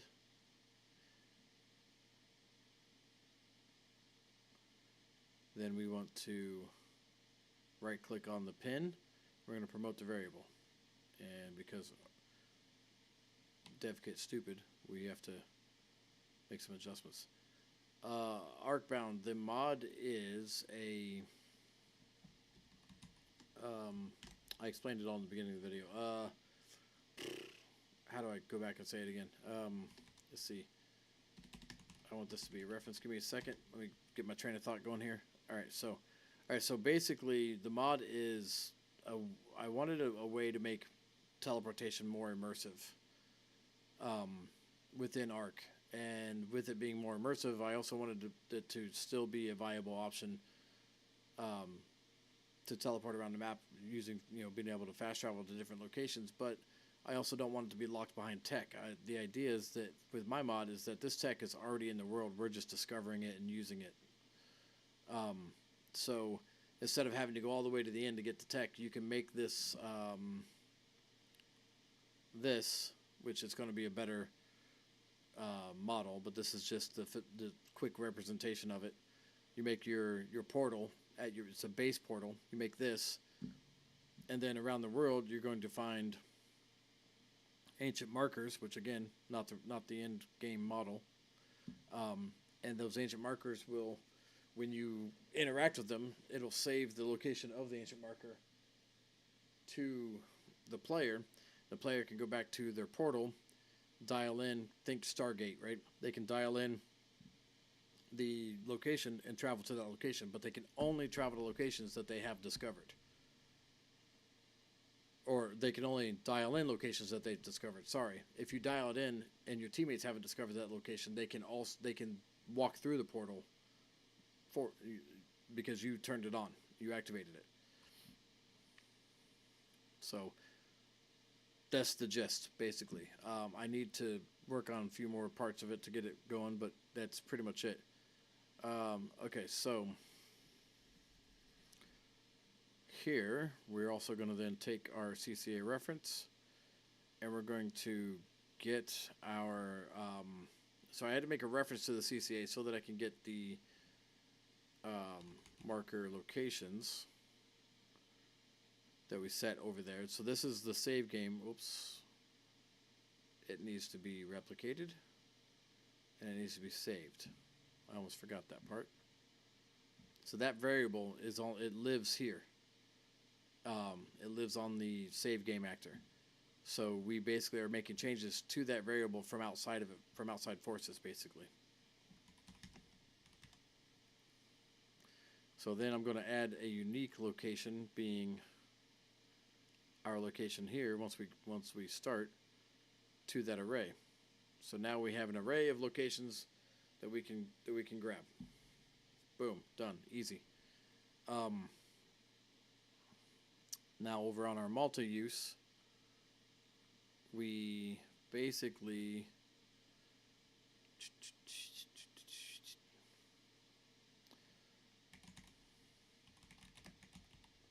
we want to make sure that it's the same team as the player.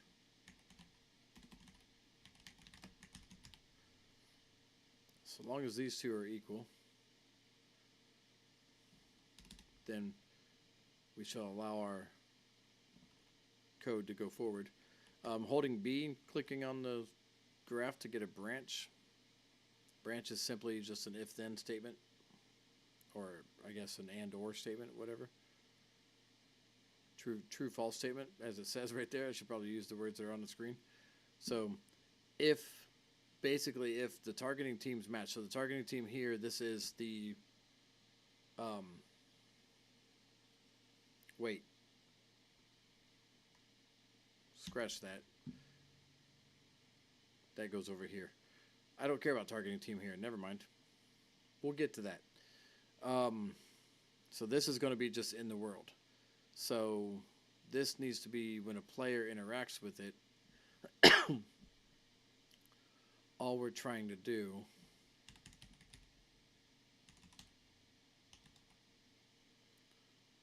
is allow that player to interact with it and then save that location on their list of locations. So I got to make here, and this is our multi-use entry. Let's give ourselves more room. We're kind of cramped up here. Hold shift, click the one you want here. Come over here, holding shift, click the one you want it to go to, and boom, it connects them. Quick tip, pro tip, makes it easier.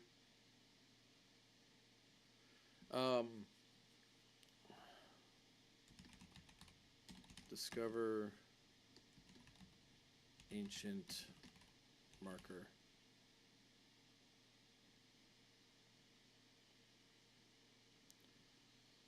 There's definitely going to have to be some more to this. Use index, it can be anything you want.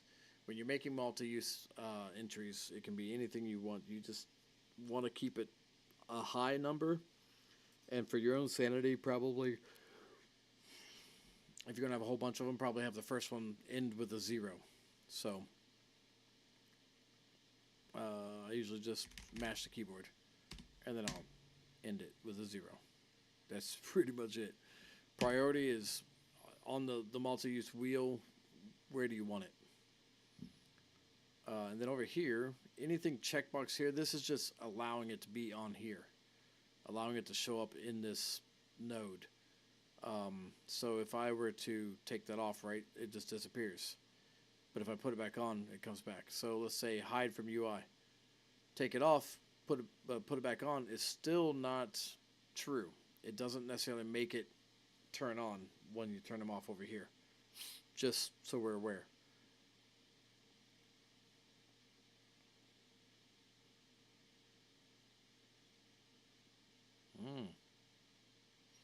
Okay. All right. So the more I go, the more I think I need to have a buff on the player. And a buff is basically something that just kind of sits in the background. It'll sit on the player, and it'll handle saving information for the player, because we can't actually access the player within Ark, so we use a buff to act as our proxy, basically. We go for primal buff. We click on primal buff. We select primal buff. And we say buff player ancient portals. All right, so in here,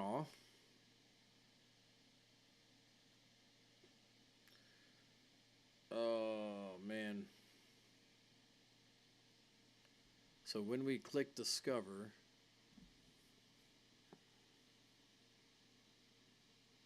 there's got to be an easier way to do this, but all I can think is to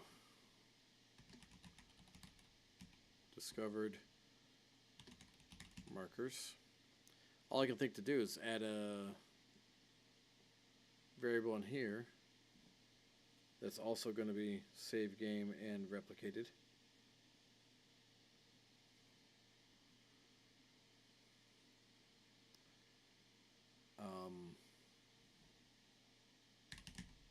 We don't want this one to be on the HUD at all.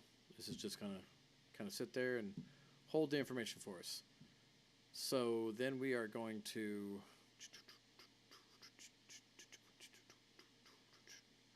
in the ancient marker, we need to get the shooter character, and we need to cast to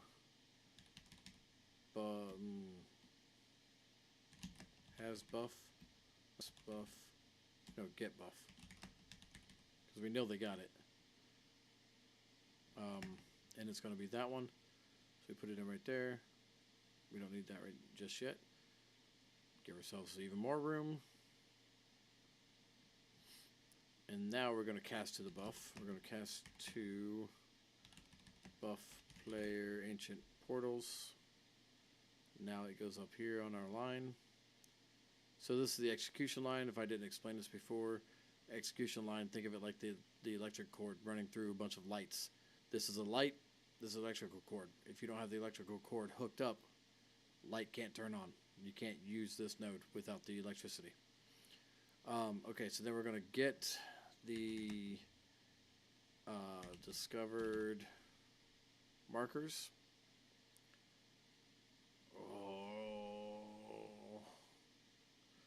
And we're going to see, we're going to find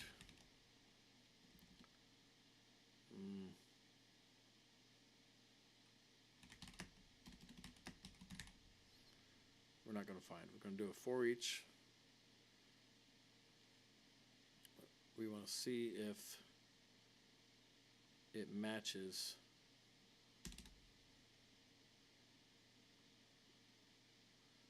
this guy. Do we need a for each though? because we want to iterate through the whole list. Let's say there's 20 of them.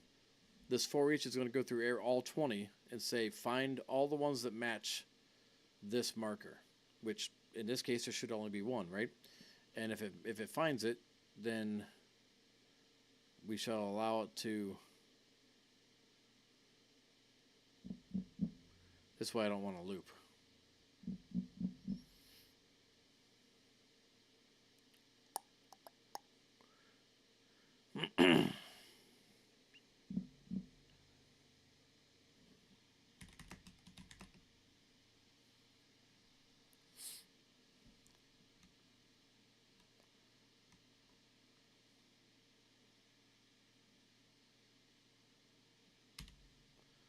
For each loop with a break, maybe. And then that way, as soon as it finds it, break.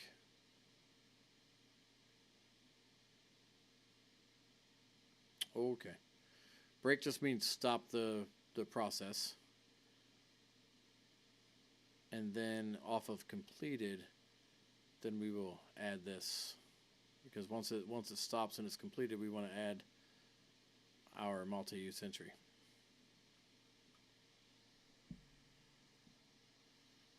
So we're checking to see if they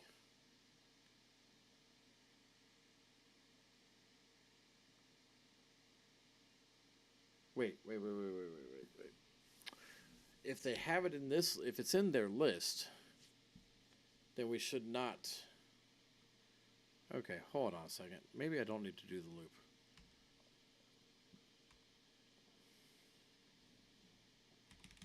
Maybe I do need to find an item. Nope.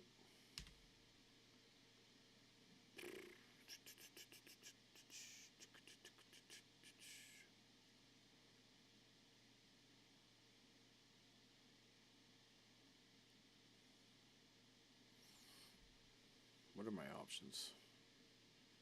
Oof.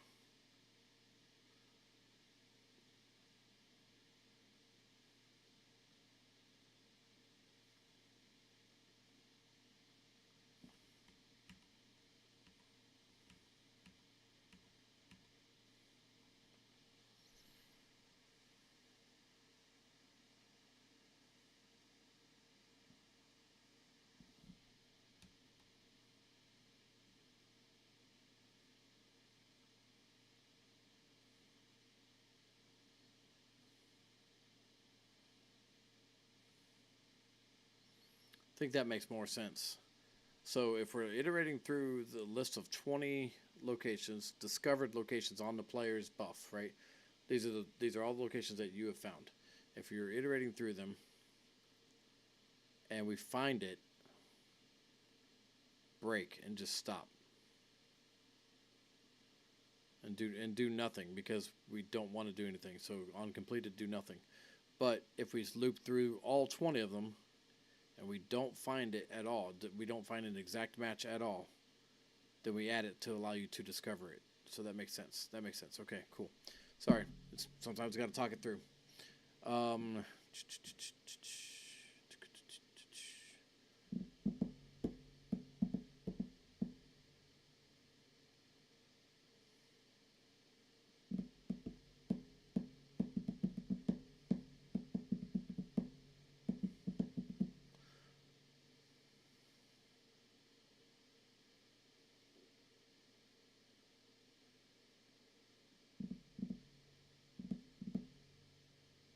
Yeah, we're just not going to add it. It's fine. Okay. I was debating on whether I wanted to disable it.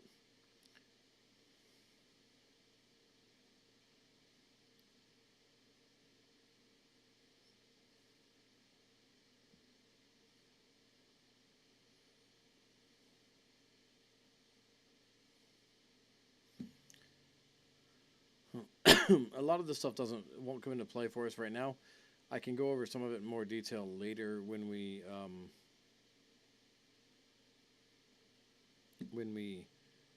do the UI for the control panel, which we're going to have to do.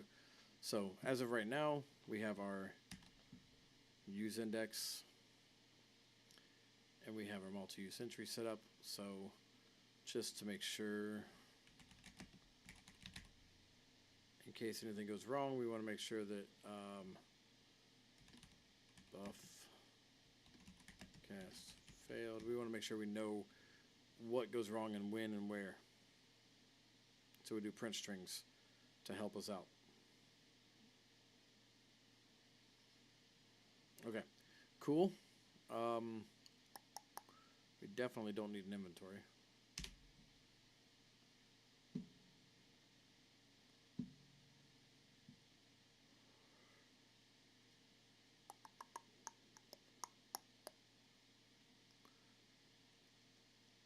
All right, so that's allowing us to even hit the button. So now we gotta tell it what to do once we do hit the button. So we go back to multi-use and we do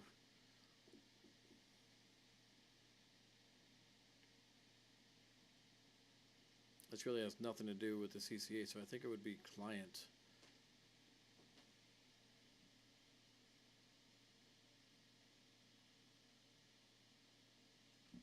Don't keep doing it, dummy. Don't just... My cat started scratching at the chair, and I looked over at him. He stopped and looked at me, and then continued scratching. like, bruh, what are you doing? So when we do client do multi-use, for some reason it comes in as an event. I don't want it as an event. I don't know. It feels weird to me. I want it as a function. So that means I'm going to get rid of this one. I converted it into a function by right-clicking, and now I can go to the function. And anytime we're going to do multi-use or try multi-use, we're going to have the client use index, right? So it's the use index from the multi-use entry. So I'm going to do a switch on int. So this way we will know which one to use. And the way this works is it comes in like this, and you can hit 0, or you can hit add pin, and you keep adding pins, and it just will keep adding based off of whatever the starting number is. So if we have the starting number be our number that we put over there, and then we click add pin, boom. So when that use entry comes up, we can tell it to do stuff when that button is pressed. The reason I said to start with the 0 earlier when coming up with your use index is so that you can do this. When you have multiple entries, it goes 1, 2, 3. So it just makes it easier to keep straight. Default, we don't always need it. I like to turn it off because I feel like it clutters it up. If I need it later, I'll turn it back on. It's just that easy. Okay, so first thing that we need to do, we need to essentially, because if you remember, this says if it shows up, we're checking the player's buff to see if it showed up in our list of already discovered markers. If this marker showed up in that list, then don't do anything because we don't want to rediscover it again. But we do want to add it to the list once we do that. So we have to essentially do all of this again. So we're going to copy that. We're going to come over here. We're going to paste it. And from the player controller, come down here. We get the shooter character. We get the same buff. We cast to the buff. We get our array, and we're going to add unique. And now it's saying, okay, cool. So we're going to add an entry into our list of discovered markers. What are we trying to add? We're trying to add this marker location. Easy peasy. We've added it. And then we probably want to do some sort of custom event here that says something along the lines of discovered marker. And this is probably going to be multicast and reliable. So essentially what this means is that when we click the button, we want to also discover our markers.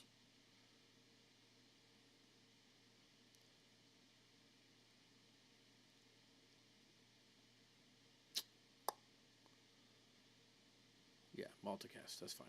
Okay, so back over here, and we're gonna have it. Probably eventually we'll have it do some sort of visual effect and sound and all that good stuff. For now, we're just gonna have it tell us that the marker was discovered. So we know that at this point in our code, we can get to this point and it works. And once we get here, then we know that later we can come back in and add our visual effects and stuff to it. I always make sure everything's functional before I make it pretty. So right now, it's not pretty. We're worried about functionality. So let's go back over here. Now I'm going to actually start to turn on persistent player, because I want to put markers down in the world and I don't want them to move. I want them to stay exactly where I put them, and I want to be able to see those locations. So when you are... you can't just turn on persistent player, you have to actually set it up. Quick explanation on how to do that. Find your dev kit. Find this file right here. Once you open your the first folder in, double click on your dev kit, go down to Run Editor SDK, and you want to right click, and whatever operating system you're on, you want to be able to edit it. So you want to say edit Notepad or whatever it takes. And when you edit that in Notepad, let me show you what it'll look like. I swear to God, cat. He doesn't learn. He doesn't learn. So this is the SDK while it's running. It'll look different in Notepad, of course. But what you're wanting to do is these right here. That's all you got to do. You just got to add in those two to say force save and force load. So it'll be a dash force load dash force save. And make sure there's a space between force save and the next dash, and a dash between the last whatever and force load.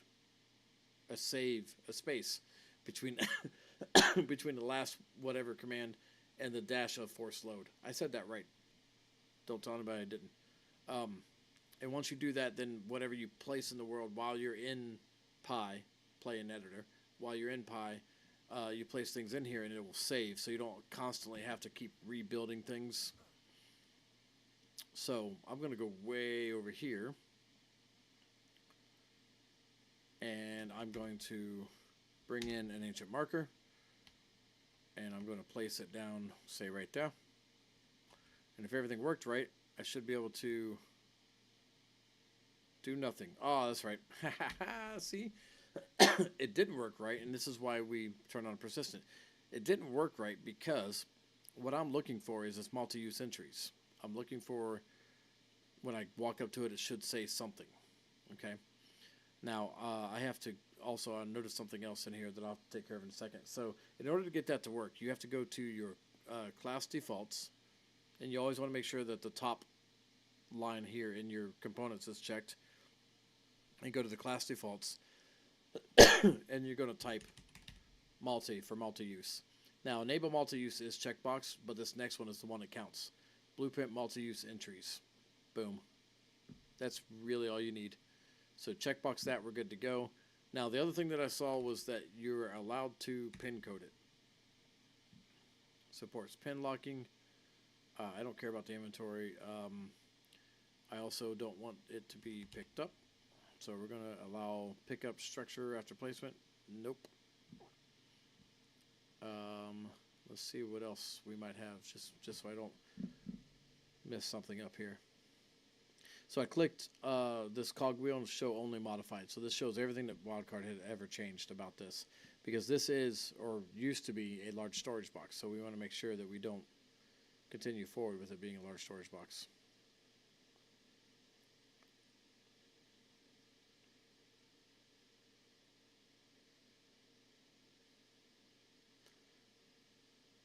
Okay. I think we should be good. I'll worry about the placement snaps later when I actually get to that part. Right now, again, that's not important. So right now, the important part is to make sure the rest of the things that I just coded are actually functional. Buff class failed. It failed because, yep, I know exactly why. It failed because I didn't tell it to put the buff on the players. So I have to. I gotta remember how to do this. It's one of those things that like I know I kind of know how to do it, but I also want to remember exactly how to do it, so that I don't get it wrong. So I'm gonna go look at my most recent mod that I did that it has the same functionality, and we're gonna make sure that it is done correctly. This is a good thing about having a library of mods that you've created. You can always go back in and check things out. Okay, so basically this.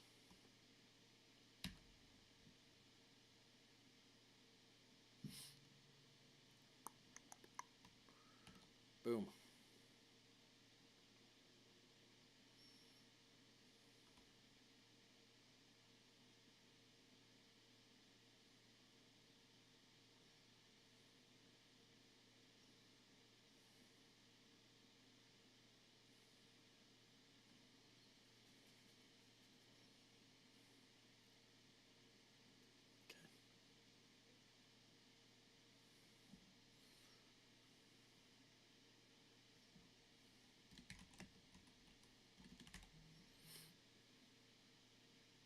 So Has Authority is a replication tool. It basically says, hey, do this, but only run it on the server. So all we're trying to do here is this is going to say, look for. Okay, I want to make sure it didn't have anything connected. This says, get the game mode and get the shooter game mode. So that's basically Ark. And then once you have that, from that, I want to bind an event that is scheduled to happen. So basically, the shooter game mode has a event dispatcher that says, hey, when this thing happens, basically broadcast a message to anybody that's listening, and in order to listen, you have to bind to listen to that. So this is what this is. So it's saying this event is shooter character spawned. So anytime a shooter character spawns, that means either died and respawned, or just spawned into the world fresh. They're going to get this add global buff. But what we're going to do is we're going to go a step further here, and we're going to say has buff. We're going to see we don't want to be the escape from Arkhov buff. We want it to be our buff here. So we're going to change that for sure. We're going to put this here, and we're going to say branch. So B. Basically, we're going to check to see if the player has the buff. If they do nothing. If they don't, give it to them. That's pretty much what we're doing right there. So that's that. And then over on the mod data asset, we're going to say buff.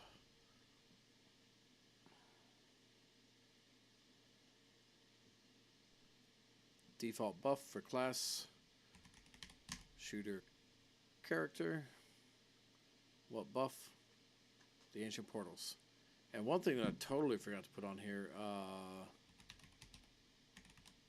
the CCA, you have to type singleton, which again, it's got many names, I guess. You have to type singleton and excuse me, and add in your CCA so that the mod even knows that all this stuff exists. Okay, and so we go back over here, and because of the weird glitch, primal game data override, we set that to none. We hit play real quick. Everything's going to be screaming at us. We let it load for a second. Look around, escape, and then put ancient portals back in.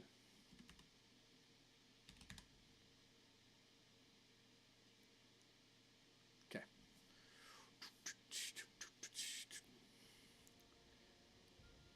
All right, so rename is an option. Let's see if, I'm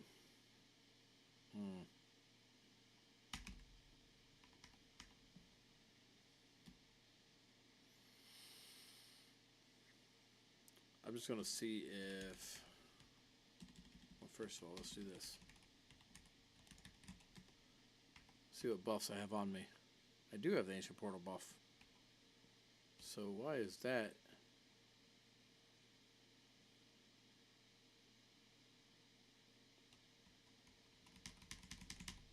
Huh. Okay.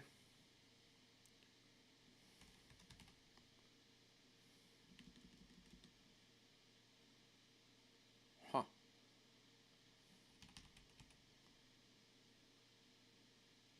Oh. I'm like, why can't I find anything? Can demolish. Nope.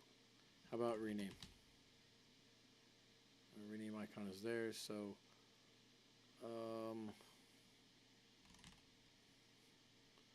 custom name off. There we go. All right, so that got rid of all of the things that should be on it. But why? Why oh why?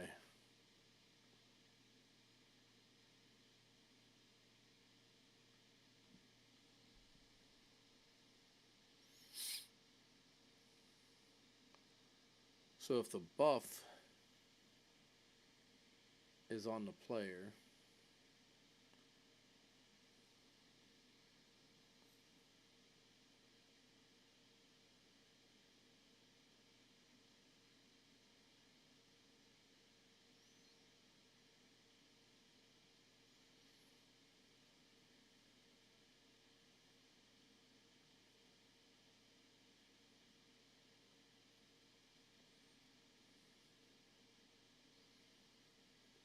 hmm.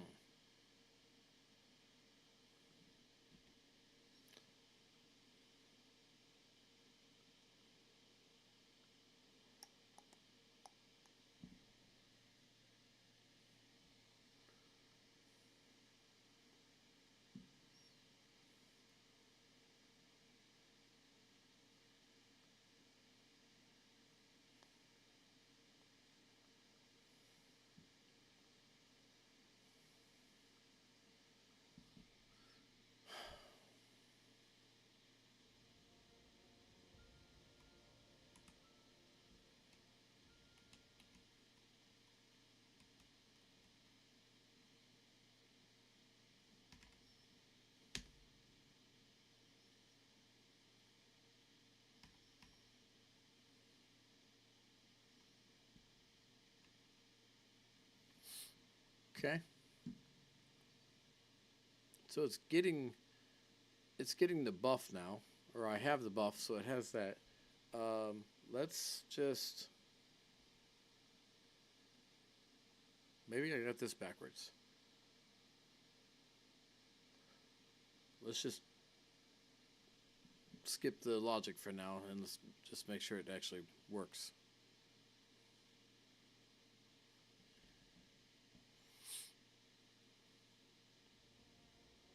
Oh, look at that. Okay. Marker discovered, it said. All right. So we got all the way through to here, which means that this all worked here except for, this. Well, crap. It all worked except for that, which that's important. So maybe I got to rethink my logic there. All right, so I got to... How do I do this? Okay, so I've got the array of discovered markers.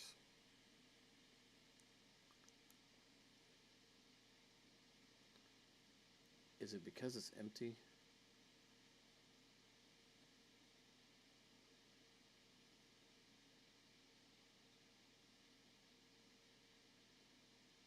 It might be because it's empty.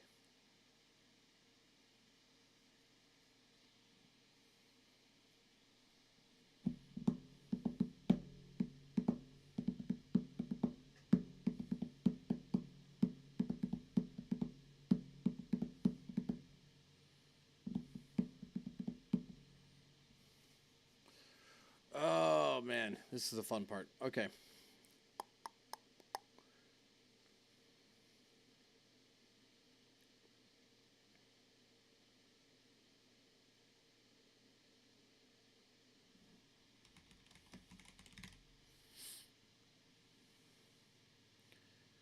So we are going to print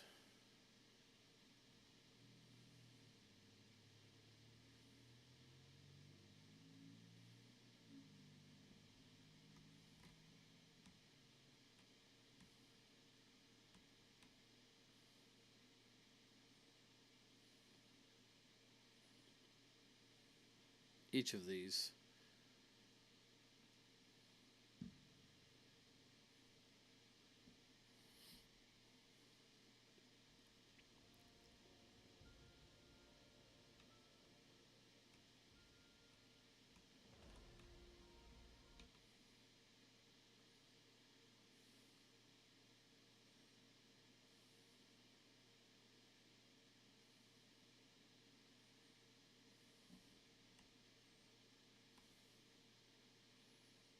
Actually, I don't want to print them there.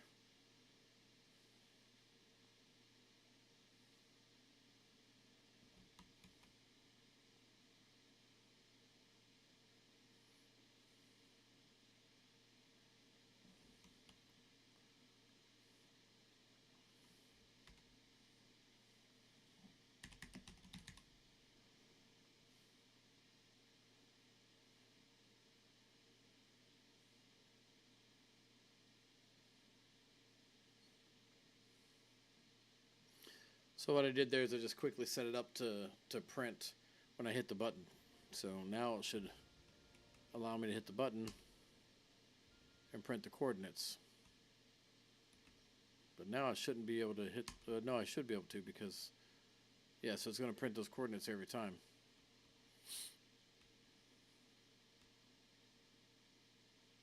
But it prints everything that's in the list, so the fact that I'm only getting one means there's only one thing in the list. It's not putting more in there.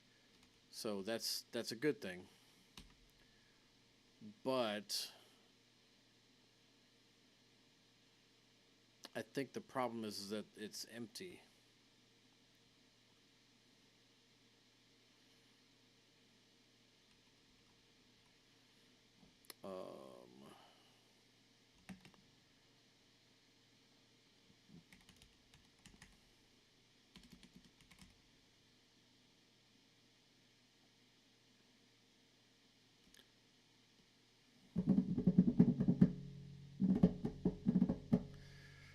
Oh, how do I want to do this? How do I want to do this? Ancient markers. Let's go here. Let's make a child of this.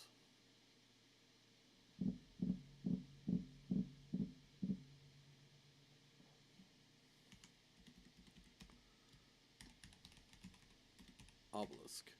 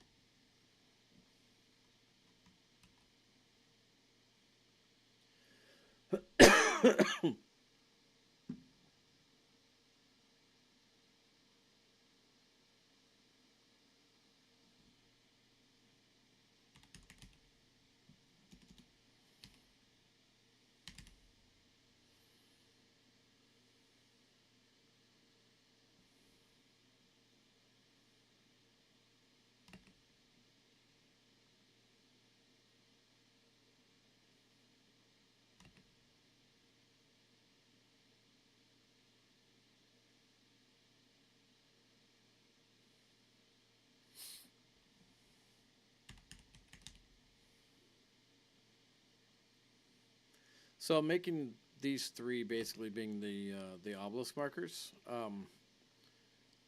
because these are going to get spawned into the world per the CCA. When the mod gets loaded into the game and they load up a map with this mod on it, the CCA should say, "Hey, find the red ob, put the red ob marker at this location near the red ob. Find the blue ob, put this marker near the blue ob.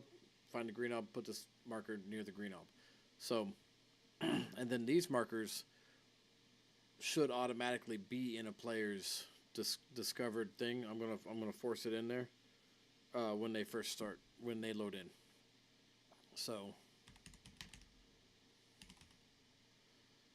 but I got to turn off the ability for these to be discovered, because these are going to be different. So, yeah, we'll just turn those off for now. I don't need that on anymore. Um,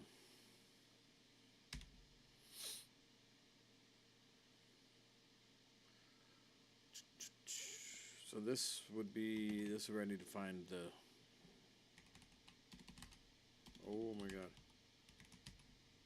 Terminal. Chewy terminal.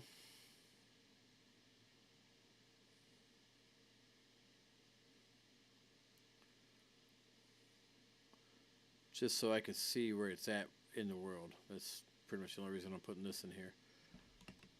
And then I need the actual. So this will be the blue one. You see what I'm saying? So this right here is exactly what what the game gives for for what the blue ob is. The whole obelisk is just a mesh. It's not an actual thing. Not an actual like. Has nothing to do with the ability to bring in the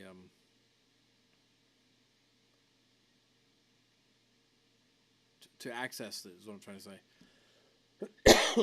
Man, I got a scratchy throat.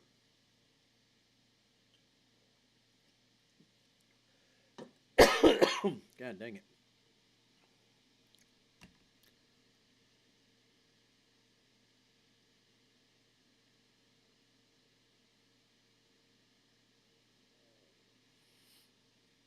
Okay. And that is green ob. Okay. Let's go over here. Oh. We'll put red ob right here.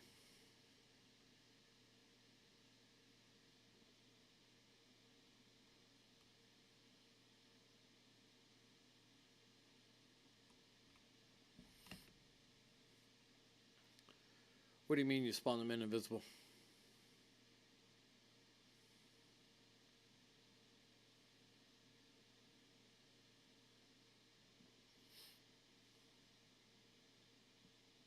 Oh, if you look at, I'm pretty sure, at least I think it used to work this way on ASE. If you look at the obelisk, like the terminal right here, and click and type debug structures, if you accidentally delete them, then that should bring it back.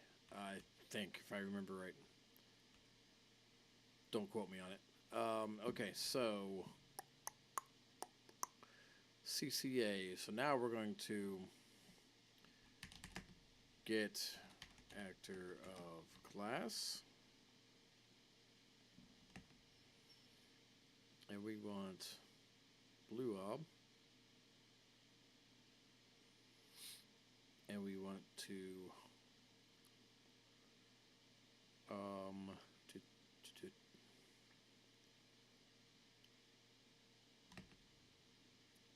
I said I don't need this one anymore, but I lied.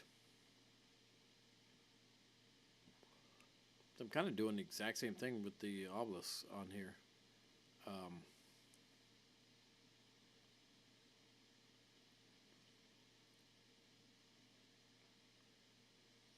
Except for that's looking for all of them. I don't want to find all of them. I want to find individual ones.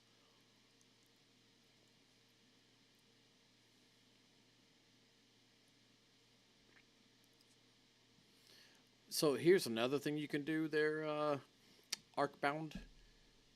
Don't use your red gun near an obelisk. It's a definitely good rule of thumb.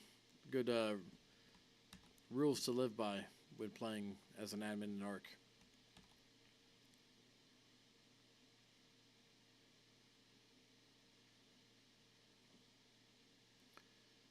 I don't want to go 300. I want to go.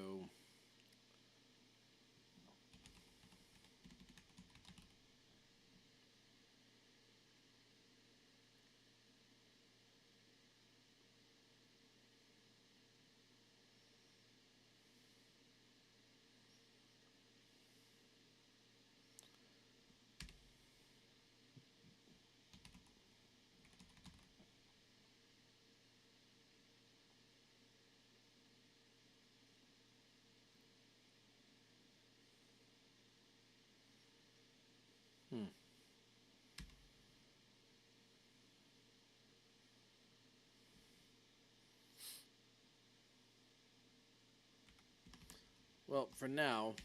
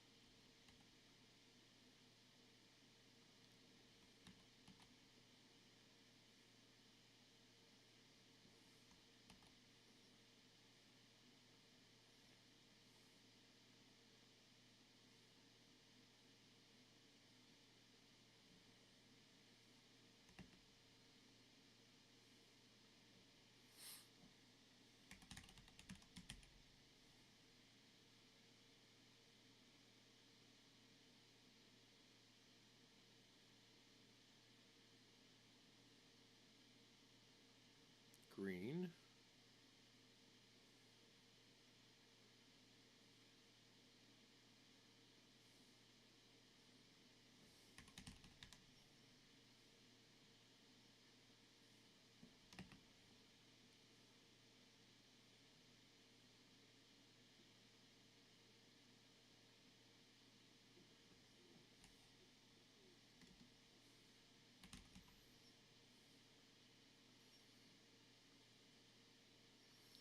Okay, so I've got those. Basically, when we spawn in, it's gonna, or when we start the map, it should spawn in these near each of those obelisks. On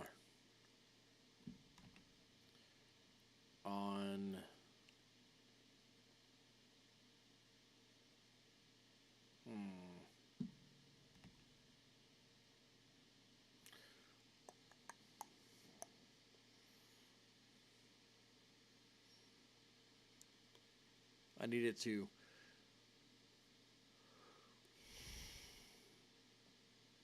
do this.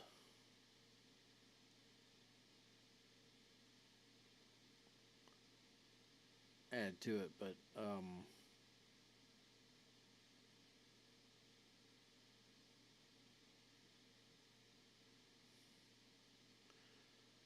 only on those at the obelisk, not the main one, and especially not the ones that admins are going to be able to place down. So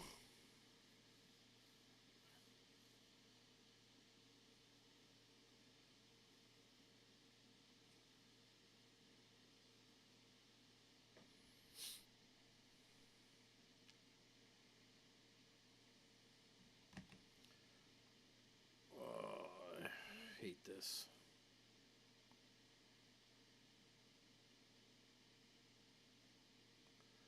I don't want to do it this way.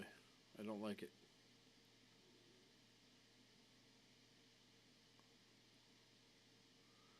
Alright, there's got to be a way to make this happen. So,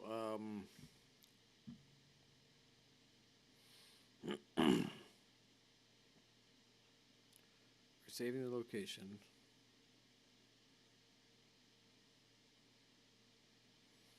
I mean, this works. It'll be fine.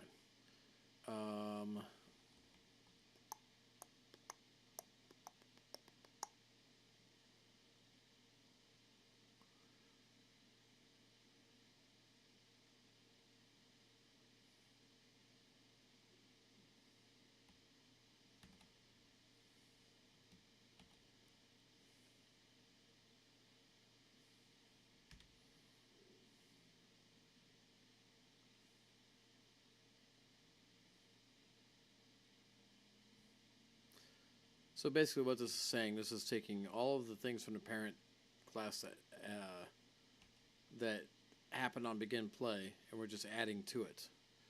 If I were to remove this one, then it will override everything that's happening on begin play of the parent class, which parent class is right here. So begin play has the CCA reference and setting this marker location. So we kind of need that. So I'm going to do this. And you see this marker location, but we have no variables down here. If I were to go here and say show inherited variables,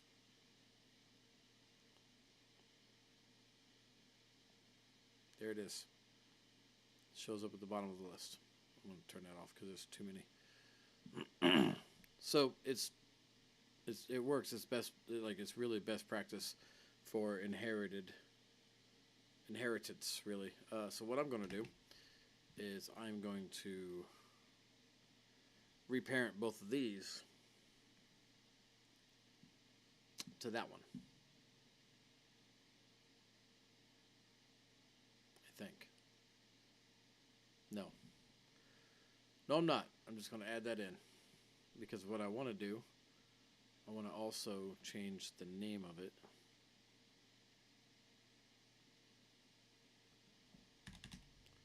Definitely don't want it to say large storage box. We're going to say blue Obelisk ancient marker. And then we're going to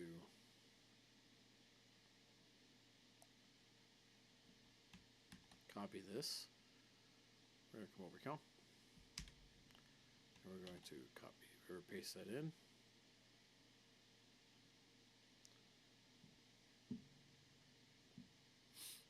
And we'll go back over here, go name, green Obelisk ancient marker.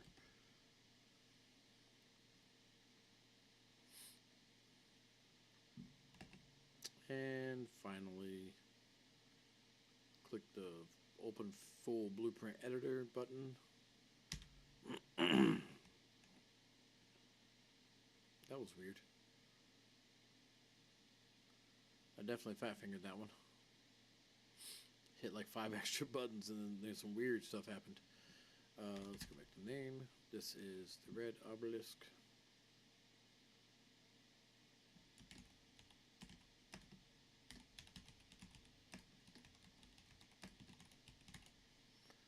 Red obelisk ancient marker. Should be good to go. Let's go to our buff.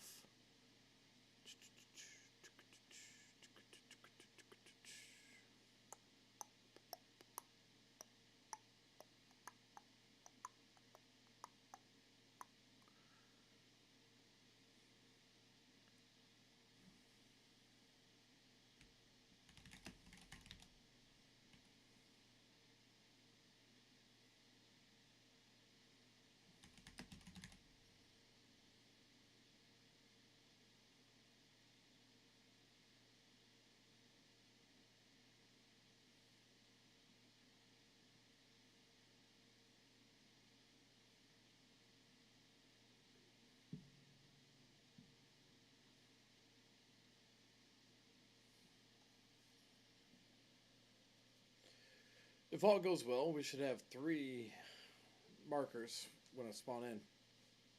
It should print 3 on the side. If it decides to work right.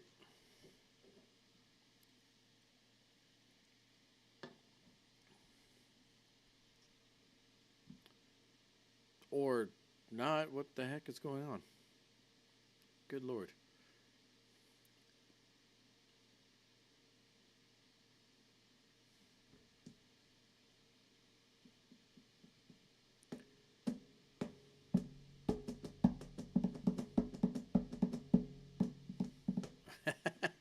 Mimic, I wish I could, buddy. You're going to have to come back later and watch the video on demand. I've been going at it for a couple hours now. Skip past the blunders toward the beginning, though. I accidentally deleted things or moved things that I shouldn't have moved, and it caused problems.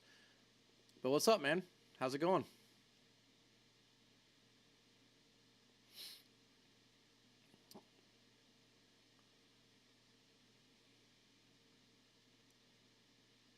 How is how's everything going over on Monarchy?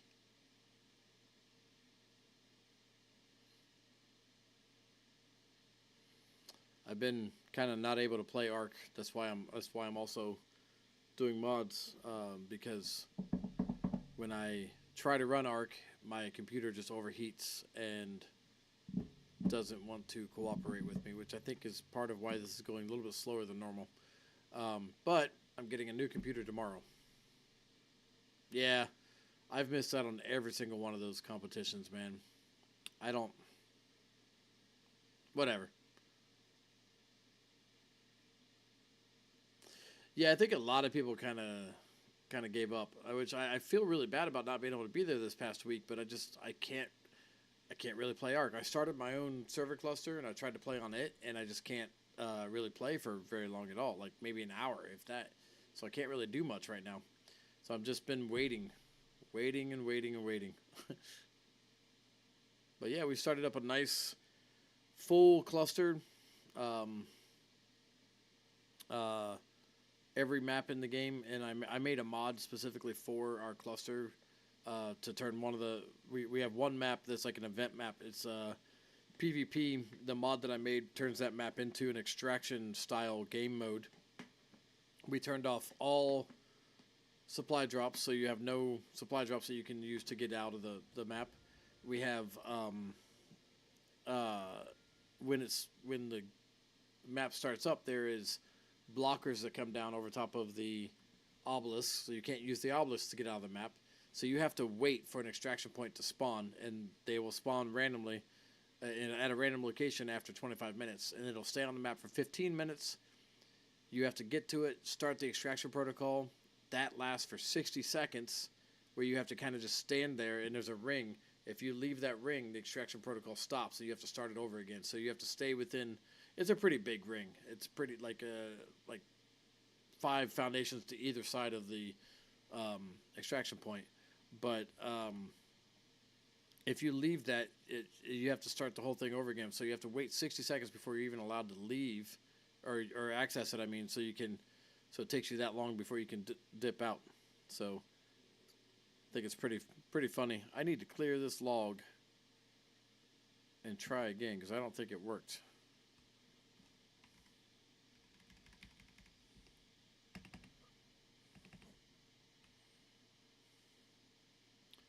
Well, it did work. It put it there. That's a blue obelisk ancient marker. Okay. We've got the red obelisk over here. All right, all right. We got the green over here. Okay. Let's see. If I click this, it should show me 4 now. It's only showing me 1. Something got screwed up. Let's clear this again so we start with a clean slate next time so we don't forget that. Okay. On each one of these, when they get spawned in, I'll begin play.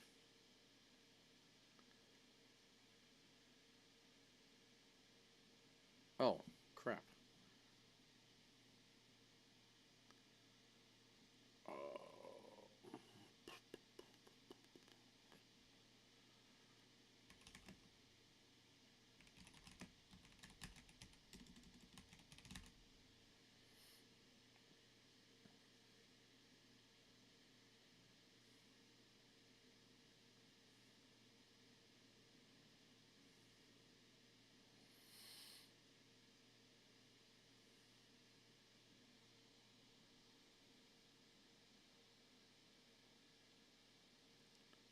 I think we might be able to just cast to shooter. Right, exactly. So that's the whole point, is that it's that that map is set to PvP, all the dinos are higher level, and they're set to be the supply drops. So as I kind of trailed off and stopped talking about it. I'm sorry. As you kill the dinos, you get some high end ascendant loot. So that's where you're going to get your tech engrams, your tech blueprints. You're going to get your high end ascendant blueprints or items, armor, weapons, whatever, saddles, all that stuff. It's the only place you can get them. You can't get them on the rest of the cluster. And that map is only open Saturday and Sunday from 6 p.m. to midnight. So 6 hours, basically 12 hours all week is all that it's open. So it's pretty interesting. I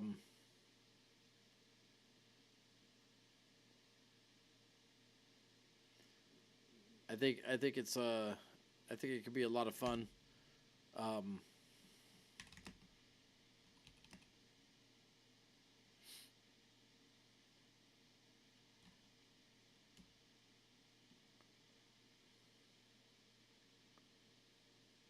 what player controller? It's not getting anything. That doesn't make any sense. That's gonna fail every time.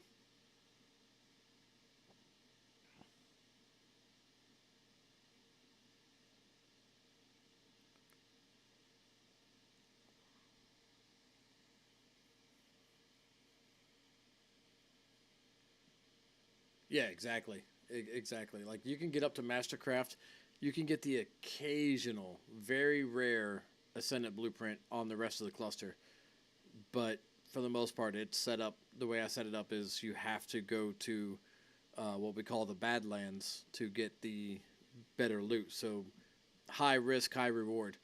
Because everything on the main cluster maxes out at level 150, but the Badlands goes up to level 300, and everything spawns between 200 and 300. And we took off anything that's not aggressive. So any tame that's just not wanting to immediately rip your face off when it sees you, we took it off the map. So literally, you spawn in, and there's 5 raptors ready to just rip your face off. So you got to be ready. It's interesting. It's a lot of fun.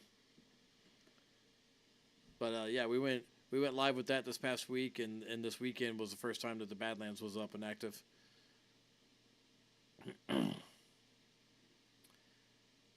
Okay, so this is going to be interesting. I have to somehow.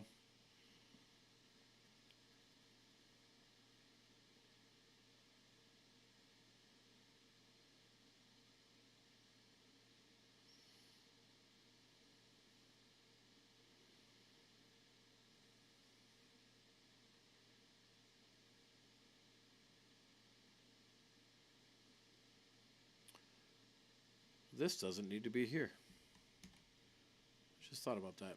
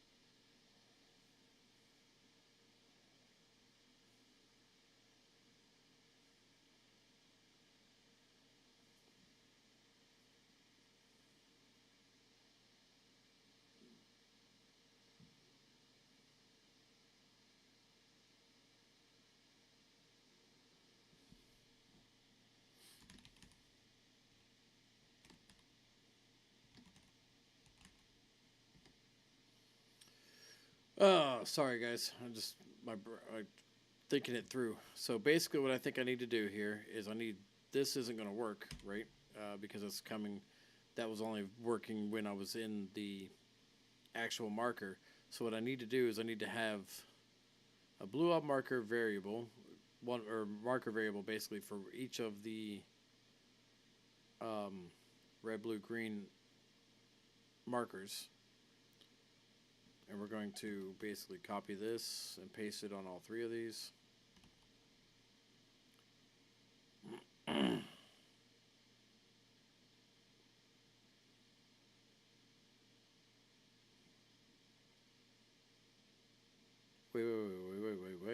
Wait.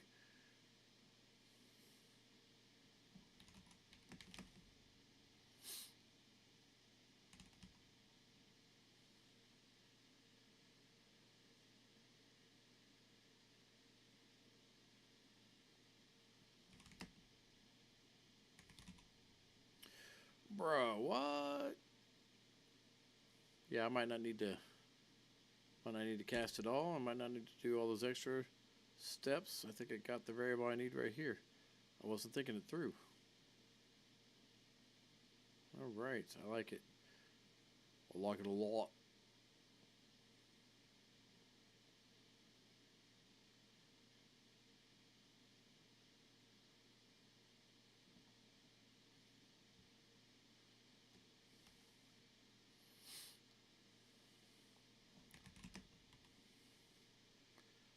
Noise. How's it go? Noise.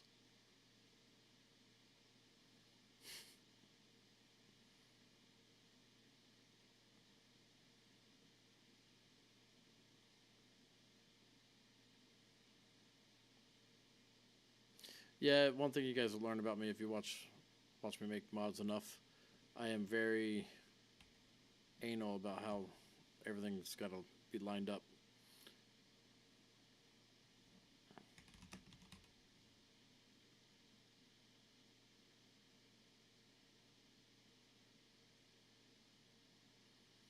Like I'll start to tweak out if it's not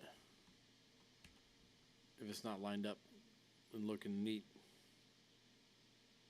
and clean and all that. It's got to be clean, man. All right, cool. So let's we don't even need don't need this. Don't need anything over here.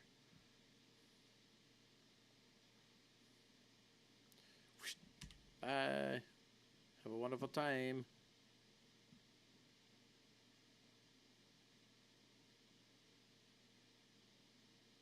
Why did it move? That's really weird.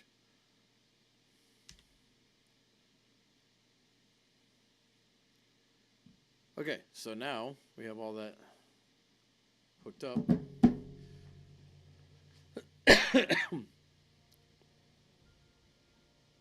Still no prints. I still only got one. What the frick?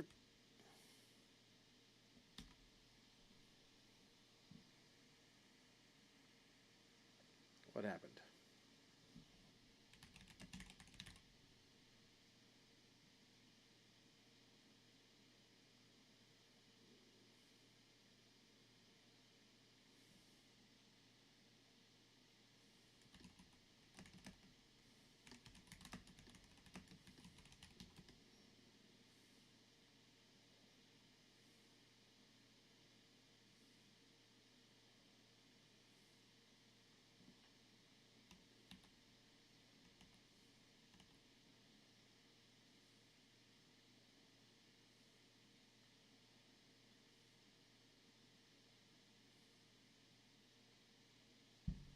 Ow. Just elbowed at my desk.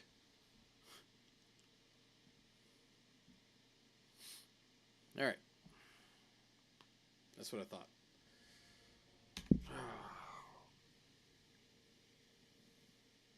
Why is it failing?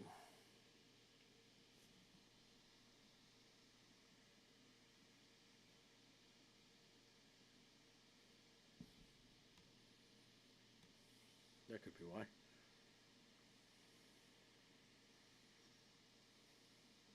Nope, that wasn't why.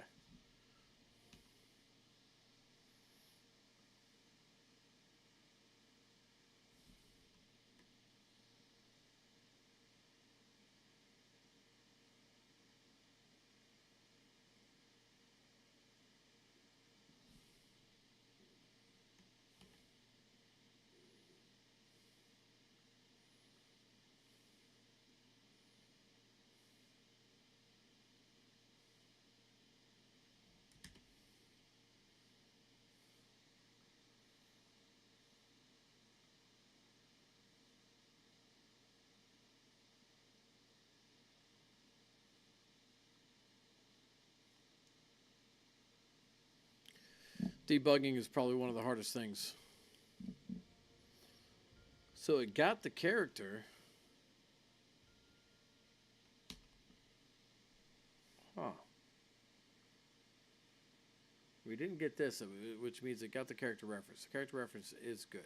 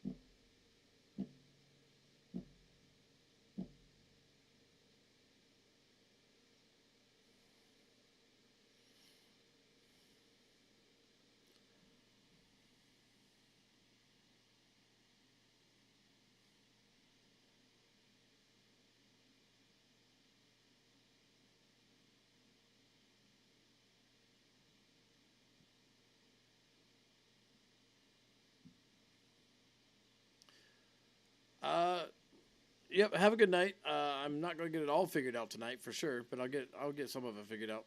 Thank you. I appreciate it.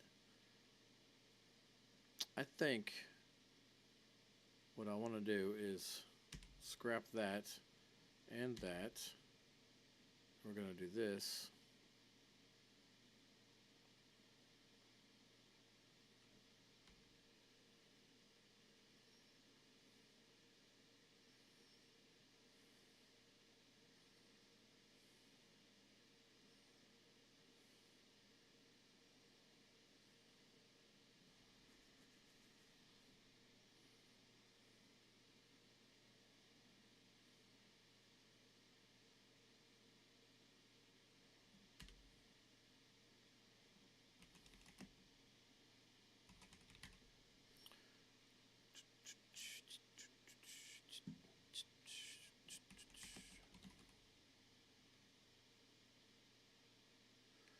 No. No, no, no. That's dumb.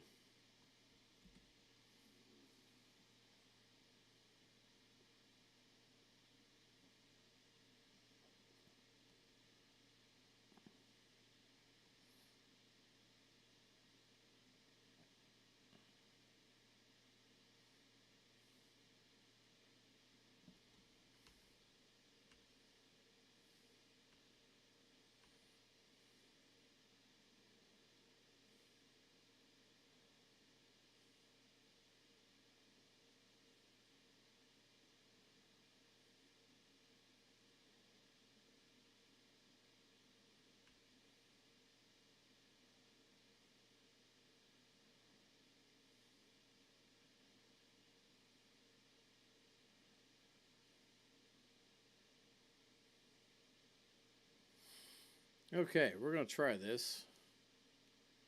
And then I want to just for the shiggles.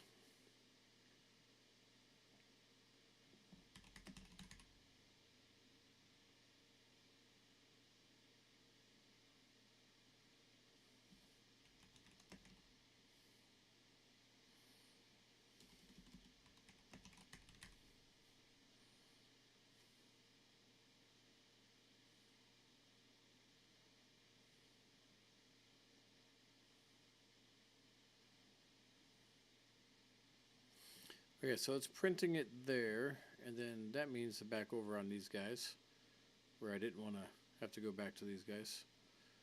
We got to go back into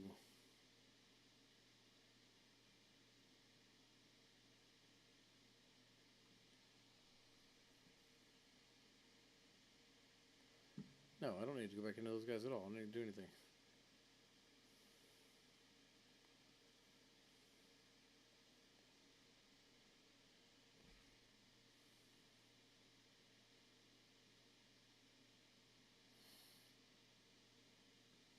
This can go away.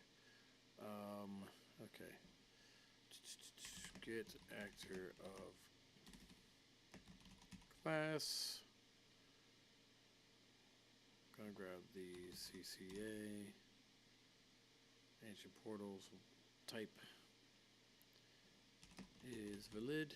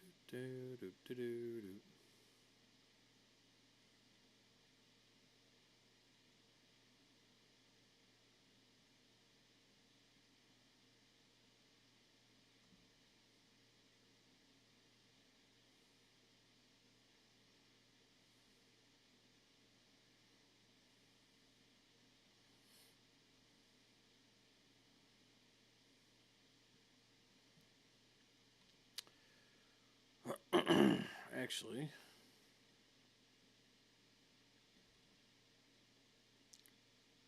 I had a pin before, and we're going to get the CCA reference, and we're going to get, the heck is it called? Ancient market locations.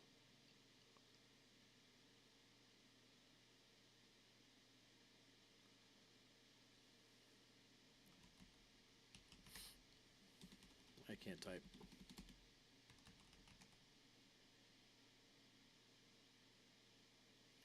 And then we're going to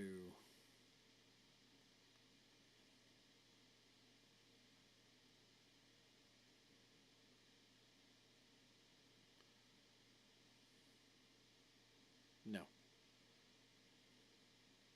No.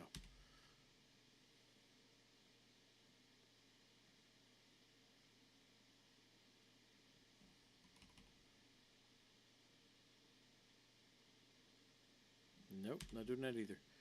Add unique. There we go. Which means I need to iterate through this. And each one of those gets added in uniquely to that list. So if it's already there, then it won't be added again. Takes care of that. Takes care of that. Should be good to go. Hopefully. Should. Famous last words, right?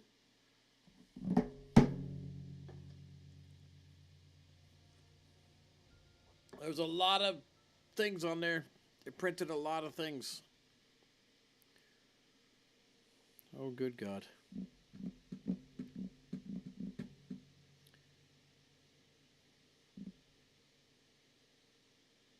It sure did printed a lot of things. Okay, let's clear that off.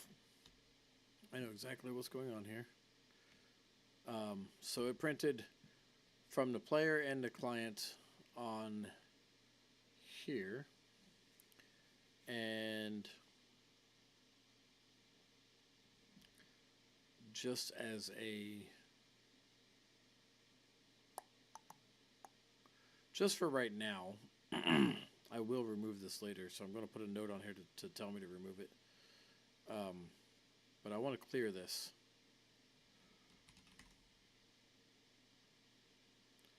I want to clear it before we add it to, before we add anything to it.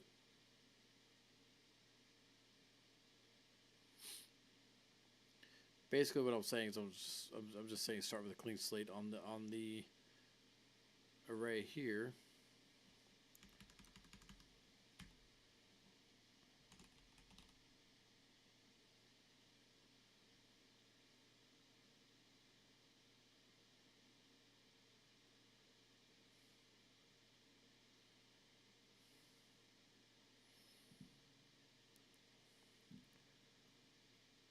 That way, should only be 3 starting out. It wasn't. Why the fuck is it not clearing it out?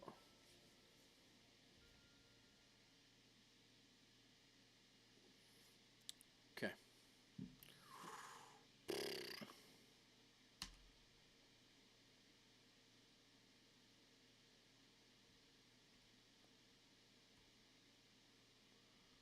Now I'm even more confused. So I clicked the button and it only showed me one instead of all of them.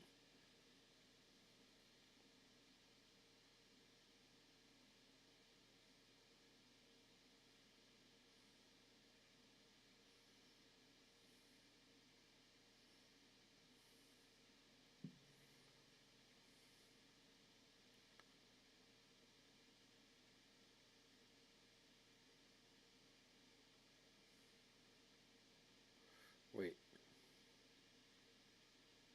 That's only on a client.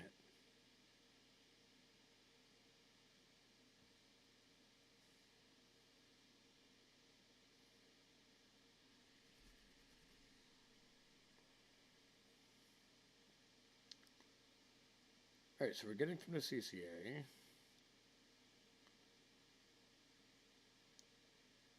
We're looping through all of them, which, let's make sure that in the CCA that's all that we have.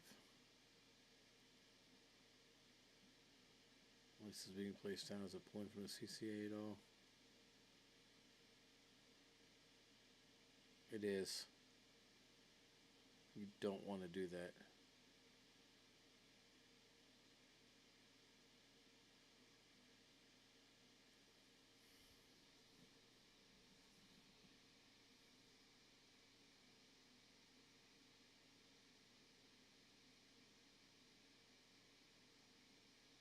I mean, we do, but we don't want to do it right there. We want to add it to the CCA only once we've discovered it.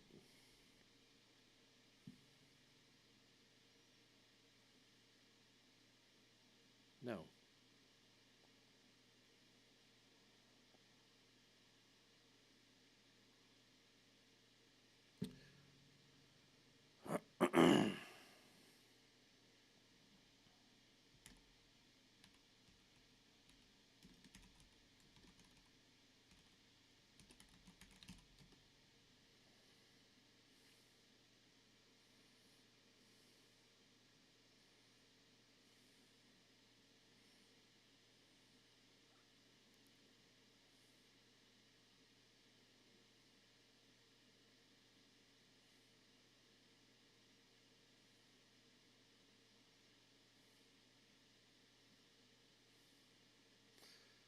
Alright, so we replace all those so that they get added into that ancient one there. Then over here, we need to replace with obelisk markers, not ancient markers.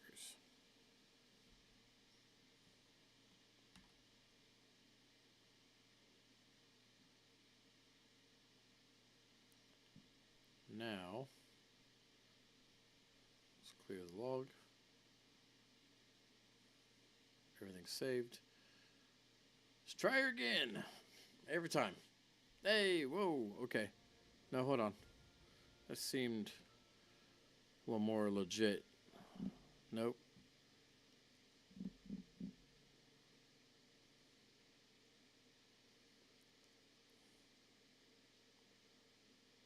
So the buff only found 3, which the buff is discovered. So the server's allowed to find more. That's fine. That's fine. Now, if I go up to this, why is it still only showing me 1?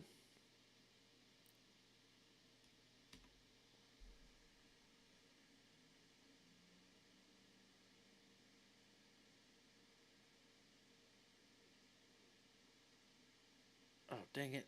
We still did that. No, we still want to do that. We want to add this marker to the list, to the array of marker locations. Let's go over here. And once we click the button, we want it to be discovered.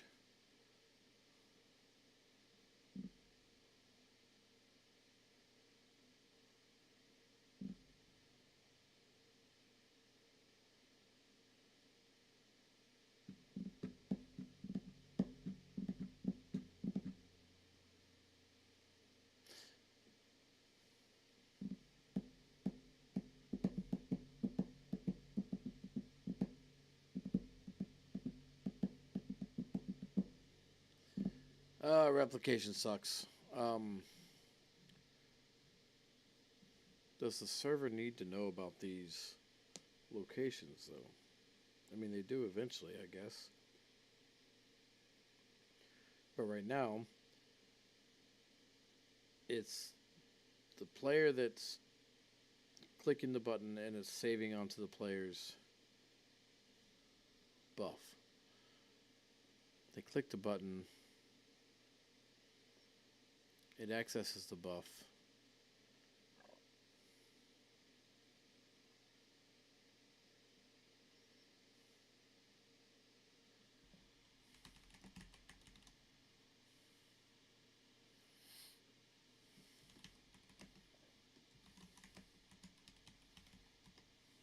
I don't think it's going to fail, but I'm putting that back in there just in case.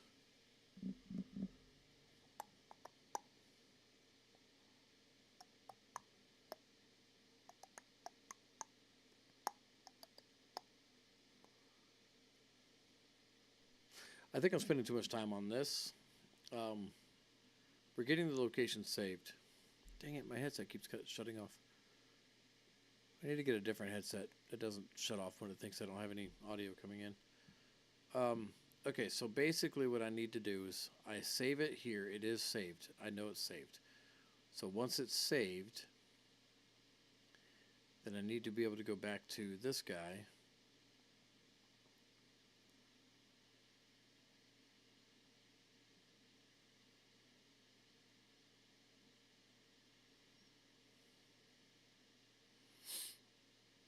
And let's build a...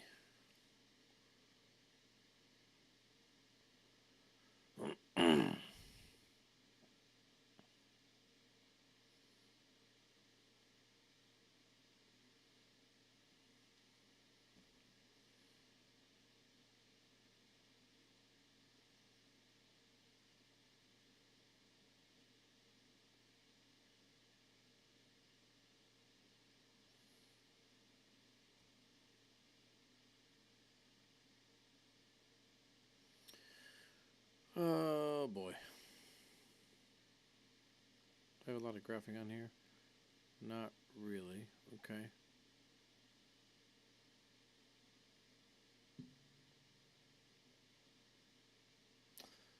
Alright, whatever. We'll start from something else.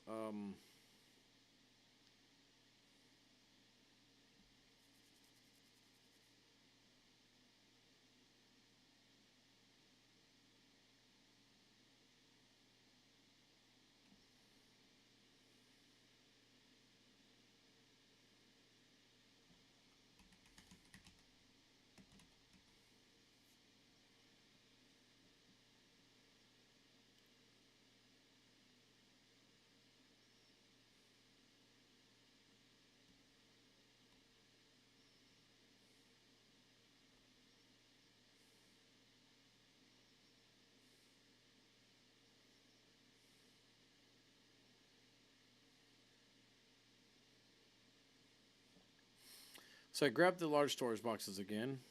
I got the inventory for some reason. Why'd I do that? I don't need the inventory or the engram, actually. Maybe I'll keep the engram, though. I don't know. I need the...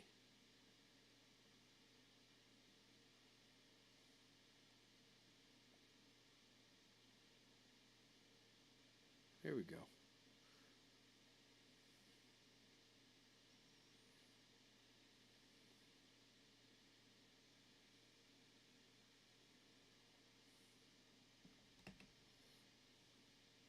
Okay, so this is going to be our control panel.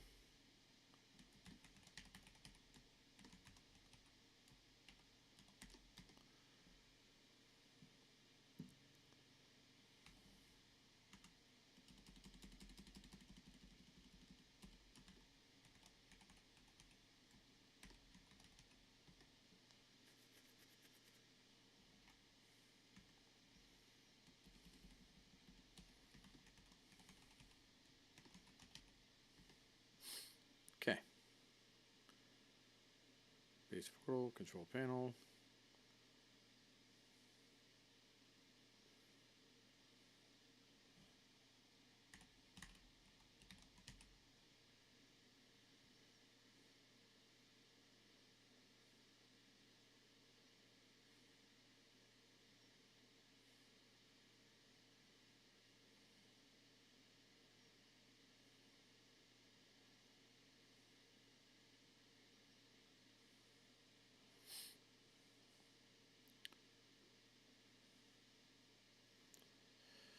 Okay, control panel, we need to throw that guy in there. Super simple.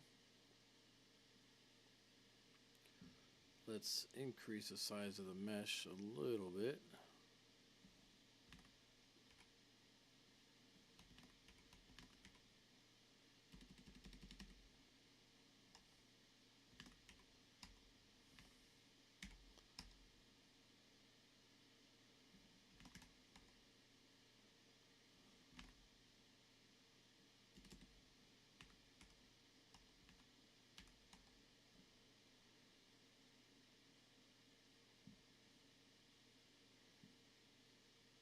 All right.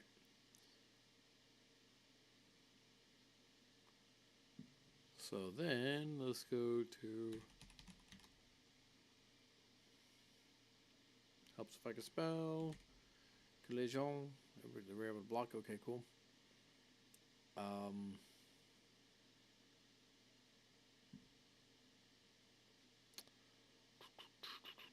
No inventory. But multi-use again. This multi-use is going to be a lot different. Multi-use entries.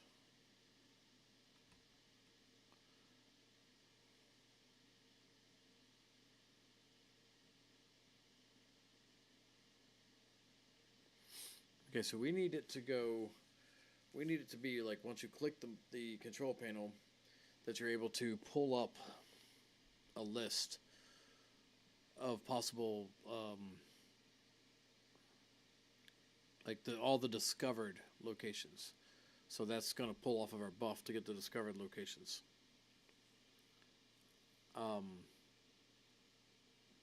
it's going to be on a per player basis. So,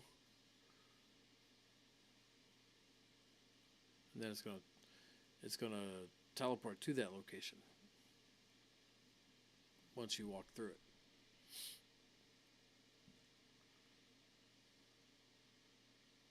So for right now, let's hold off on the control panel because that's going to take a little bit more work. That might be a part 2. Might be a job for part 2. So right now, let's work on when we walk through this bad boy. What happens?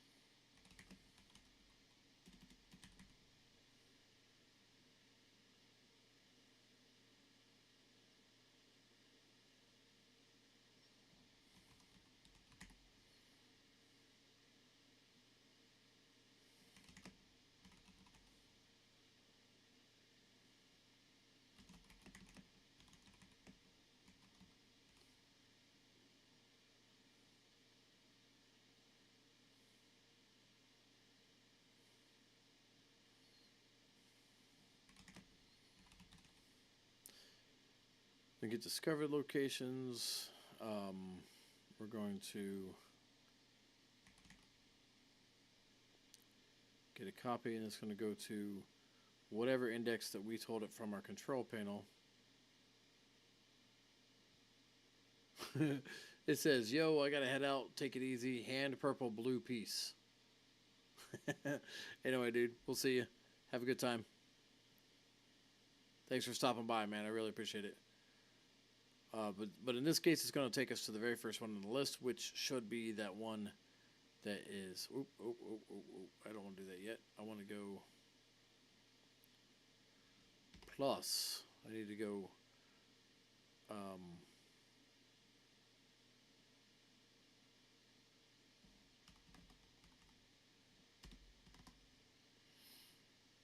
I don't need to be right next to it.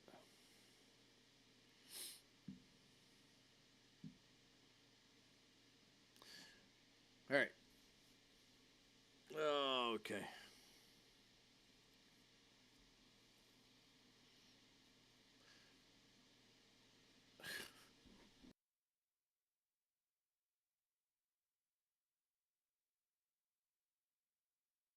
I'm out of Mountain Dew. I tried to move my microphone and accidentally muted it.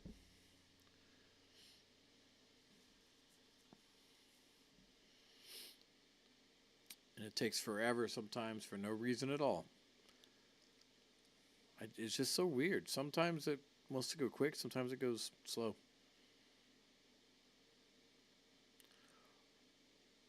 But to everybody that's stuck around this far, thank you so much. I definitely appreciate the support. If you would like, there is a link going to be in the description of the video. After I'm done, I'll put it in the description. That's going to link you back to my Discord if you're not already there, so that you can maybe ask questions or keep up to date of when I'm streaming again or any updates with the mod once we're done. I think after I test this and I get at least some teleportation working and actually moving from the portal to a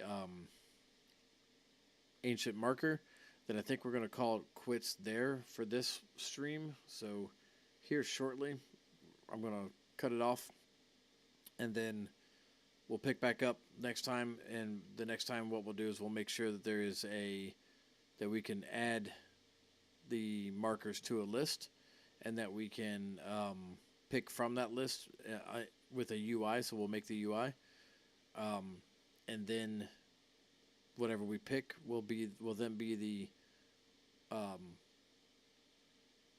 the location that we actually go to when we walk through the portal. So hopefully that'll be the next one, and then the last one, if I can get that working, the last one's going to be last one or two will be making sure that server owners can have options in game instead of INI. I much prefer in game settings changes rather than using INI, because I just think it's kind of rude to expect somebody to shut their server down completely to make changes. So I don't like it. Personal preference, and I think I like doing UI, and I think it's a lot easier to make things look better using UI. So that's what we'll do, and the options will be things like can they leave the static ones on the map, and or toggle them off.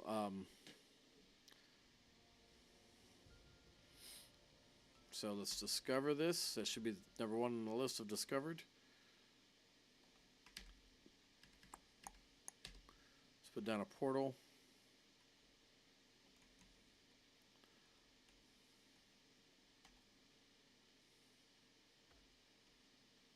Okay. And if I walk through,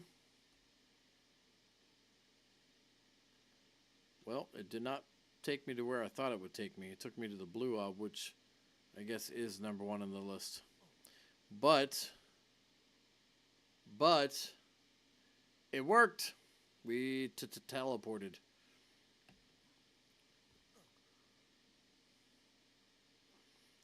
So we went to blue orb. Let's do it again. Blue orb. Yeah. All right. So I think that is going to be just about it. To continue what I was saying before, the last couple of videos will tackle making everything pretty, as well as making sure that admin, server owners or admins, whatever, have the ability to make changes to the mod so that it's not a shut down the server situation. So, and they're gonna be able to. There'll be probably like 15 or so on the map for each map for the island, center, scourge, aberration, and extinction, and they'll be able to toggle those on or off, and then they'll also be able to place their own markers if they so choose, and the custom markers will be what they would use on modded maps. So far so good. Hit a few snags, but if you like it so far, please consider leaving a like or subscribe to my channel if you haven't already. I definitely appreciate the support. And tell me your thoughts about the mod. Tell me what you think about how it's all going to work, how any changes you would like to see to it, and tell me your thoughts on making it a freemium mod. Freemium would be where I think I would allow players to do this and just teleport to Obelisk, and then that's it. You wouldn't be able to discover any of the other ones on the map until you actually purchase the mod, or allow them to discover it, put it in the list, but then you can't access the control panel, so you can't access your list of discovered points until you purchase it. So you wouldn't be able to control anything to do with the teleporter pad, but you'd be able to walk, or the portal, I mean, but you'd be able to walk through it. So, not sure one way or the other, but I definitely want to make it a freemium. I think at this point, now that CurseForge and Wildcard have figured out freemium mods, I think there's a lot more room to be able to do those kinds of things to help get a little bit of support for the time and effort put into them. So either way, tell me your thoughts. Tell me your thoughts on the mod. Tell me your thoughts on making it freemium. Anything. Definitely appreciate you guys sticking around this long, and we'll see you